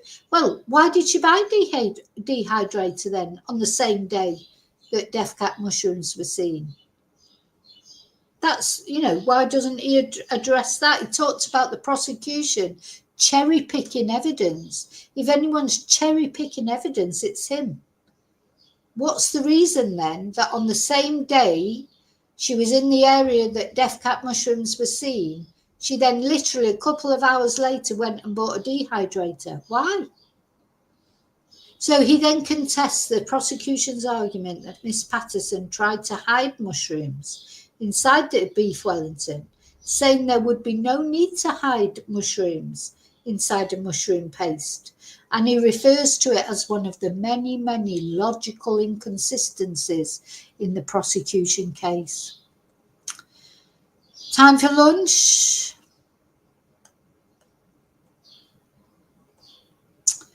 Then he continues. He turns his attention towards death cap mushrooms, saying the prosecution's argument lives in a world of total speculation.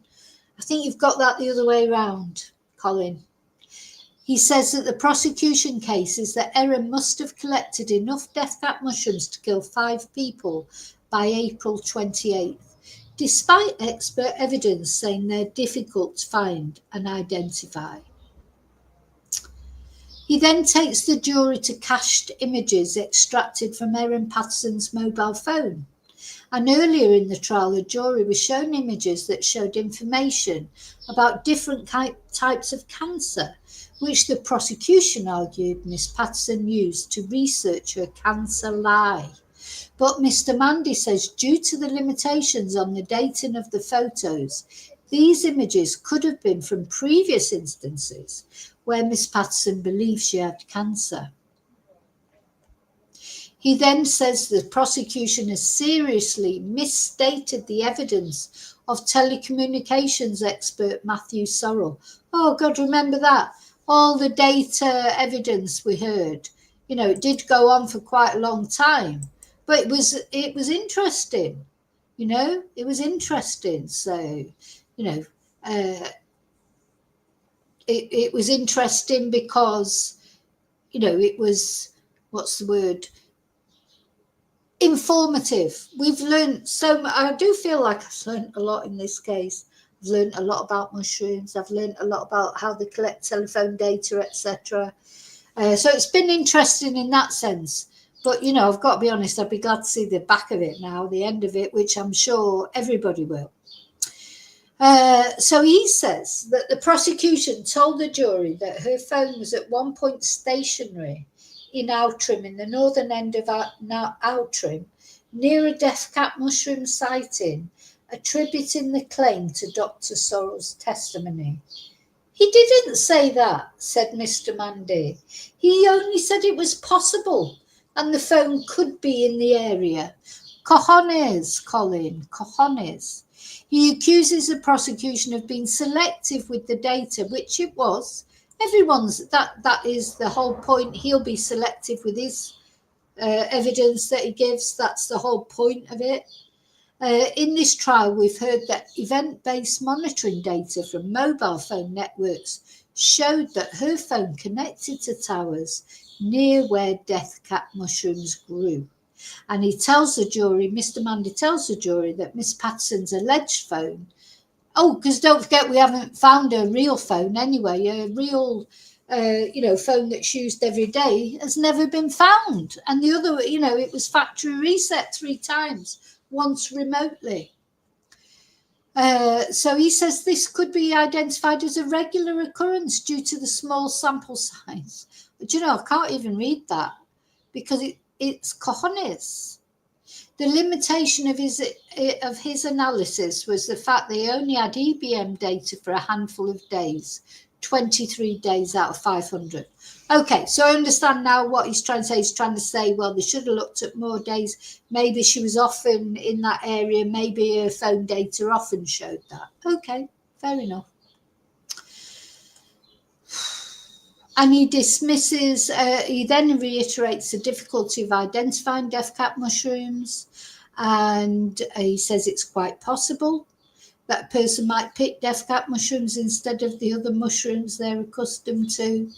And he tells the jury that the prosecution's allegation that she wanted to kill her husband is absurd. He says the consequences of such an act would be far too severe for herself and her children.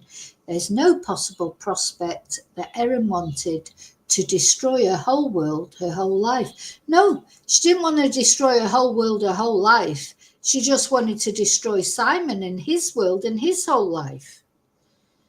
Okay, another break. Ooh. Let's see, where were we up to?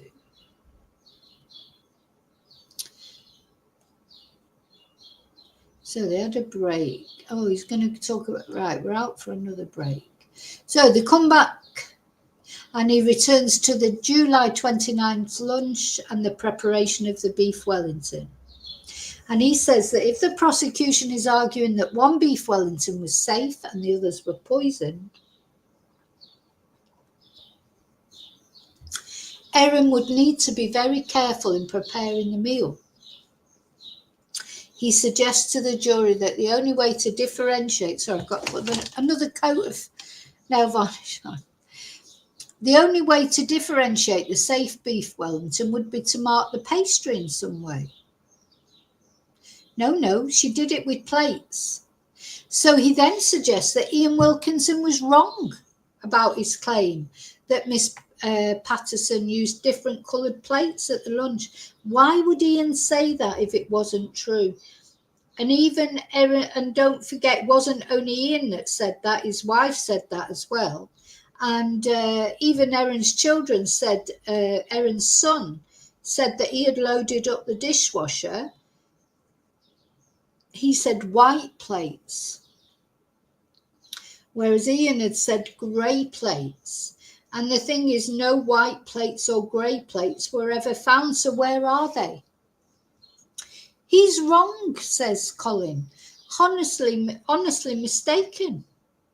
And then he reminds the jury of from Simon Patterson's testimony that she did not own many plates and that police did not find any plates matching the description when they were searching her home a week after the lunch. So she's had a whole week to get rid of those plates. And he raises a testimony of a friend of Miss Patterson's son who recalls seeing white plates. So it was white plates. So where are the white plates then? So he now turns to a police interview with Erin Patterson's son, who also claimed, who also claimed that the plates used at the lunch were white. Where are those white? White or grey, where are they? He described the plates as 15 centimetres in diameter. That's a bit precise, isn't it? Do you know the size of your plates? With a 5 centimetre edge on them. And Mr Mandy tells the jury to ignore the size suggested by Miss Patterson's son, as that would make them very small. I don't think anybody would. Well, honestly, I don't know about you, but if you ask me, I haven't got that many plates myself, to be honest, but if you ask me what was their size, I wouldn't have a clue, to be honest. They're still their plates. They're not big plates, they're not small plates, they're medium-sized plates. What size are your plates? Do any of you know what actual size your plates are? Unless you've just bought them and, I don't know. So he tells the jury to focus instead on the colour of the plates. And he says also Miss Patterson's daughter told police the plates were white. But this is what I mean. He's proving the prosecution's point. Where were the white plates then? Like, call them white, you can call them grey. But where are they? Anyway, he says the prosecution is asking the jury to ignore the testimony of the accused, Simon, their 2 children and their son's friend, and only take Ian Wilkinson at his word that the plates had different colours. No. Well, the other people aren't saying, right, do you know what? I feel like am I cracking up or what?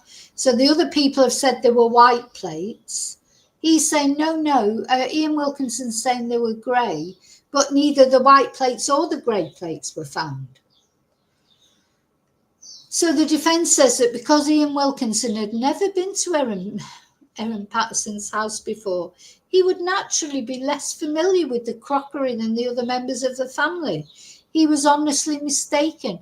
Well, he's more likely to notice the true colours because you know what, sometimes when you live in, if you lived in a house and you always used the pink plate, and then one day you used the grey plate, when you were trying to think about it, you might think you used the pink plate just because that's what you always used.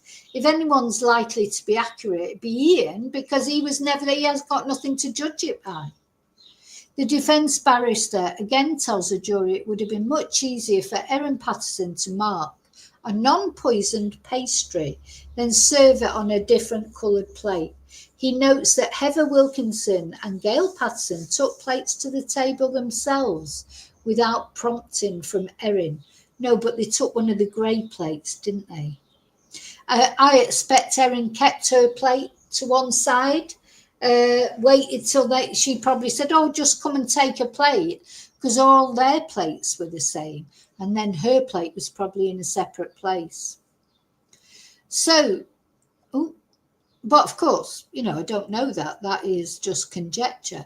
So Mr Mandy turns to how much Miss Patterson ate at the lunch. She previously told the court she only ate around half of her portion, which Mr Mandy says is not contradicted by other witnesses. He says it is an inexact estimate and would be difficult to measure. How would you know if you ate exactly half or not, he asked the jury.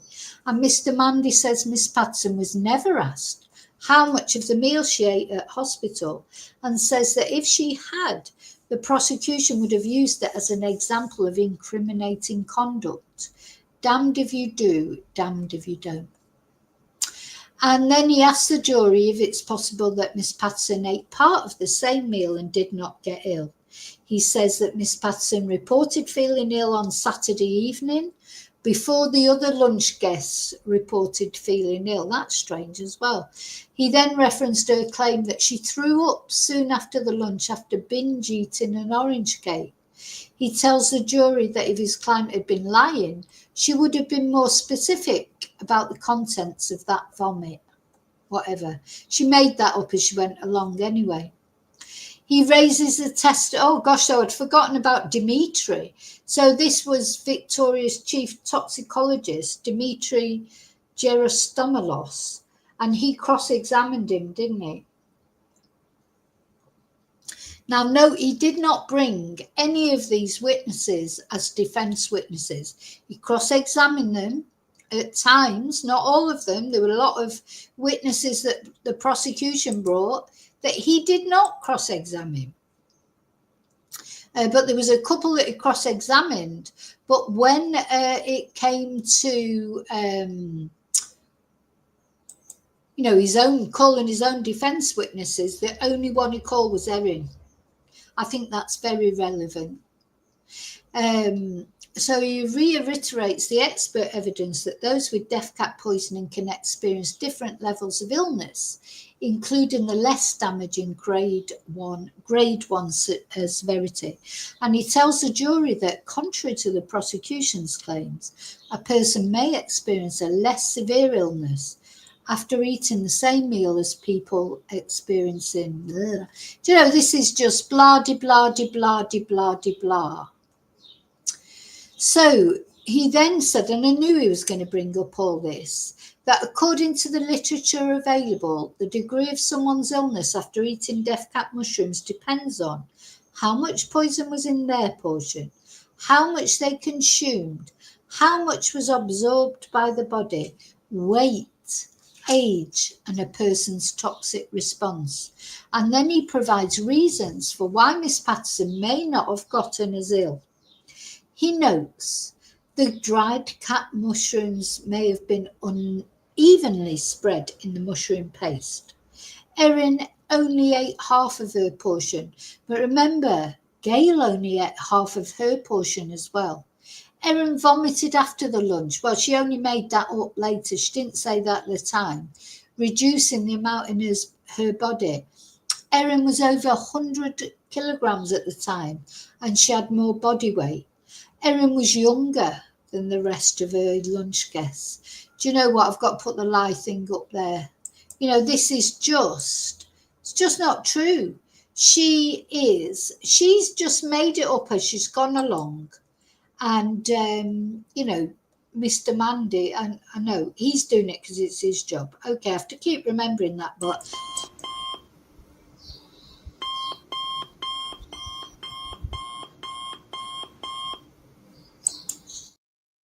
portions of cake. We have no evidence of that. It's all about evidence. It's only Erin's word that she threw up. And Erin is a serial liar.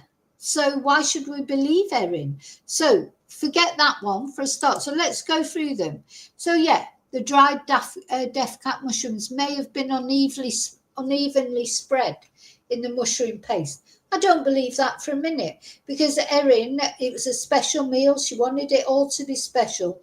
If bearing in mind, thinking if she didn't poison them, she would have made sure it was all perfect. It was all, I don't know about you, if you've ever made anything where you spread things on the top, you make sure it's spread evenly. You're not going to put a load up that end and nothing up that end, are you? So that's bollocks. Oh, sorry, that's cojones. Erin only ate half of her portion. That's cojones, I think, because, there was a lot of controversy about that. Did she eat half, 3/4? She had a smaller plate, didn't she? We don't know. There's no evidence for that. She vomited after the lunch, reducing the amount in her body. No evidence for that. Now, she was over 100 kilograms at the time and had more body weight. I think we can't argue with that. And she was younger. than the rest of her lunch guests. Now, I do think this might be how Erin maybe miscalculated. Maybe she did not calculate the fact that her lunch guests that she was giving poison to, they were older, maybe more fresh. I think Erin was shocked. I don't think, the more I'm getting into it, the more I'm thinking maybe she didn't mean to actually kill them. I don't know. But she certainly meant to make them ill. And I think it was out of spite. And maybe she misjudged because she's not as clever as she thinks she is. You know, she was weighing them, wasn't she? There were photos of the death cap mushrooms on her scales. You know, maybe she was trying to judge it just so that she'd really give them maybe it was a bit of an experiment and it just went out of control. That is possible, but it's still murder. Where are we? So then they argue that it's possible she could have started experiencing symptoms earlier than her guests, and there is no evidence to suggest otherwise. And he notes that the only report the jury has of the timing of Miss Patterson's illness comes from Simon, who said he vaguely remembers her mentioning it at 4 or 4:30. Vaguely, Mr. Mandy repeats. I expect Erin started saying that she was feeling a bit dodgy before then, because she was trying to lay the ground, you know, she knew they were going to get ill. Maybe she didn't think they were going to die, but she knew they were going to get ill. And she was sort of like putting that out there. Then they looked at the possibility of a third mushroom species. And Mr. Mandy says microscopic analysis from Camille Truong at the Royal Botanic Gardens did not show death cap mushrooms residue. Well, we can discount that completely because we heard that Camille only looked through a microscope at the chopped up mushrooms. How would you be able to tell if they were death cap mushrooms? It was the mushroom pieces. So I think we can totally discount that. You know, no offense to Camille, but she looked through a microscope. She didn't test them.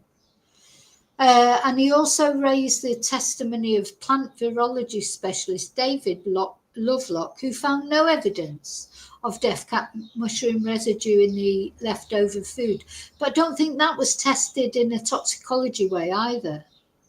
However, a second mushroom species was detected in addition to button mushrooms. And Mr. Mandy tells us, so it's just ridiculous, tells the jury this could suggest a third unknown mushroom species in the leftovers. Whatever. Earlier in the trial, the court heard that Dr. Lovelock's tests were more than 99% positive for death cap mushroom residue in the dehydrator. The one that Erin said she didn't have, but it turns out she threw away. Oh my God, has he still not finished? Oh God. What day are we on? Wednesday. So that's all for today, thank God. But he will continue the defence's closing arguments tomorrow morning. Oh my God. Oh my God, oh my God, oh my God. Are you all still there? I mean, do you know what? It is like, you know, you just think, crikey. You know, it goes on and on and on, doesn't it? Anyway, at some point, I'm going to put another poll up, see if anyone's changed their mind. At the moment, we're, you know, pretty much, in my chat anyway, pretty much certain that we think Erin deliberately did it. Now, as I said yesterday, if you're a person who thinks Erin is innocent, you know, don't think anyone's going to attack you for saying that. You know, everyone's entitled to their view. And, you know, it's interesting because, you know, how are the jury feeling? I mean, what really matters, of course, is what the jury thinking. Do the jury think that Erin was guilty? That's all that matters, or that's all that's going to matter. I wonder what's going through that jury's head, you know. So after Colin Mandy is finished, Finally, it's got to finish tomorrow, please God, or then this Friday as well. Then we've got the Justice Beale is going to give his instructions to the jury. Then the jury are going to go out for deliberation. Will it be a quick verdict? Or are they going to be, will it be a hung verdict? Won't they be able to decide? Will it be a mistrial? You know, I don't know. Yep, another marathon. Another marathon. You know, the only, and I mean, I don't mind doing it and it's fine, but the only thing is then I might be, you know, because I like to do a stream in the evening really as well, but these streams are so long. These streams are so long, I don't know if I will be back tonight or not. I might have to have a rest, or I might, what I'll probably do, maybe some videos and put them out, but live streams, you know, they do take it out of you, of course. Just all the talking. Now, as it's coming into the summer, I do have less and less Spanish classes. So, you know, I have got more time to do videos and that. We'll see how it goes. I am. Do you know what I am? I'm going to make some lunch and then I'm going to go for a lie down in a dark room, as they say. But yeah, I still, hopefully, I'll get out on location. That's what I want to do before the summer kicks in.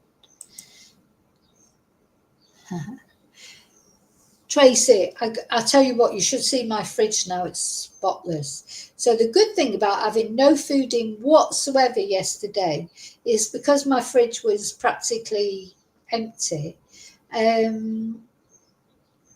did clean it because I haven't cleaned it for ages. I mean, it wasn't dead dirty. You know, fridges that get like crumbs in the bottom and this, that and the other.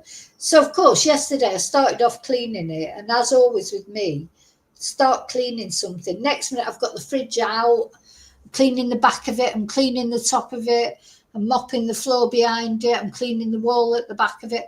Oh, so it's spotless in there now. But I did, it's so clean, but there was nothing in it, as you saw. If you saw the photo, let's have a look. If you saw the photo on my community post, let's have another look. Yeah.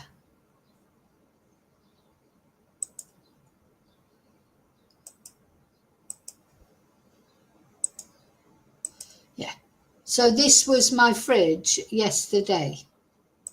I mean, there's not that much more in it, to be honest. I've been shopping. Yeah, see, it was dirty, like bits of lettuce and stuff. Anyway, I got in, I literally had nothing in it. No food in it whatsoever. I mean, there was a couple of things that I'd taken out, like, to clean it. There was, like, milk, just, you know, milk. What else was in there? There was literally nothing. So I have been out this morning and done a little bit of, got a few bits in. I mean, to put it this way, it was that bad yesterday. Even number one son went off and bought a bag of pasta because not only the fridge, but my cupboards and everything was empty. So it takes a lot for him to go out and buy food. He was panicking that he might not get anything to eat. So we've been living on pasta for a couple of days, actually, because it's a bit of a long story. Been waiting for... anyway, never mind. So where was I? Oh, so yeah, I went to the supermarket this morning before classes and just bought a few bits, but I have got a supermarket shop coming tomorrow, a proper shop. So it looks better already, but it's clean as well. So I did take advantage of the fact that it was empty. It's difficult to clean your fridge sometimes because you've got to get everything out and it's all a big hassle. So when it's already clean, empty, it's easier to clean, and it is gleaming now. I was inspired by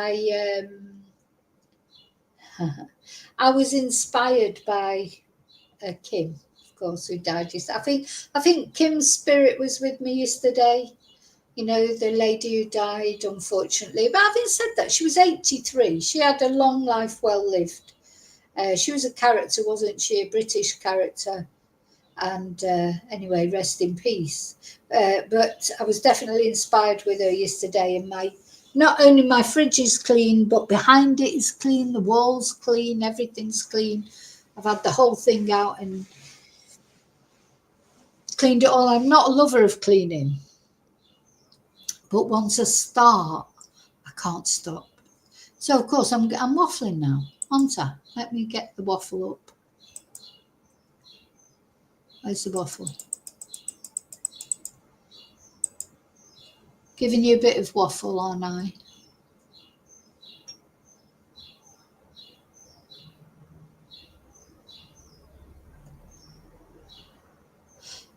Oh, when I don't think that, I don't know if that came up. Oh yeah, it has. Yeah, David, the waffle. Have I got any more waffles? So Princess Tia is just lying down all quiet behind. Oh, you know it's hot when she's quiet. She can't even be bothered barking. It's that hot, isn't it? So there you go. Yeah. Hope you're all okay. Remember to look after you because you are the most important person.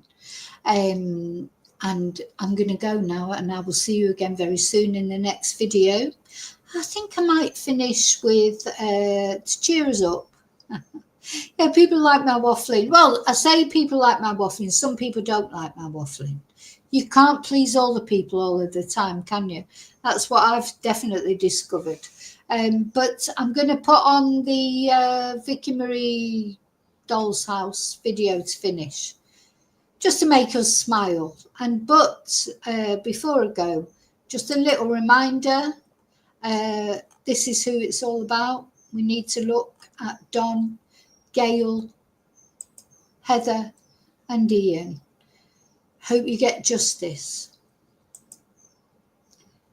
Right, let's put on my put on the mushroom video, or the Vicky Marie foraging video. Cheer us all up. Bye.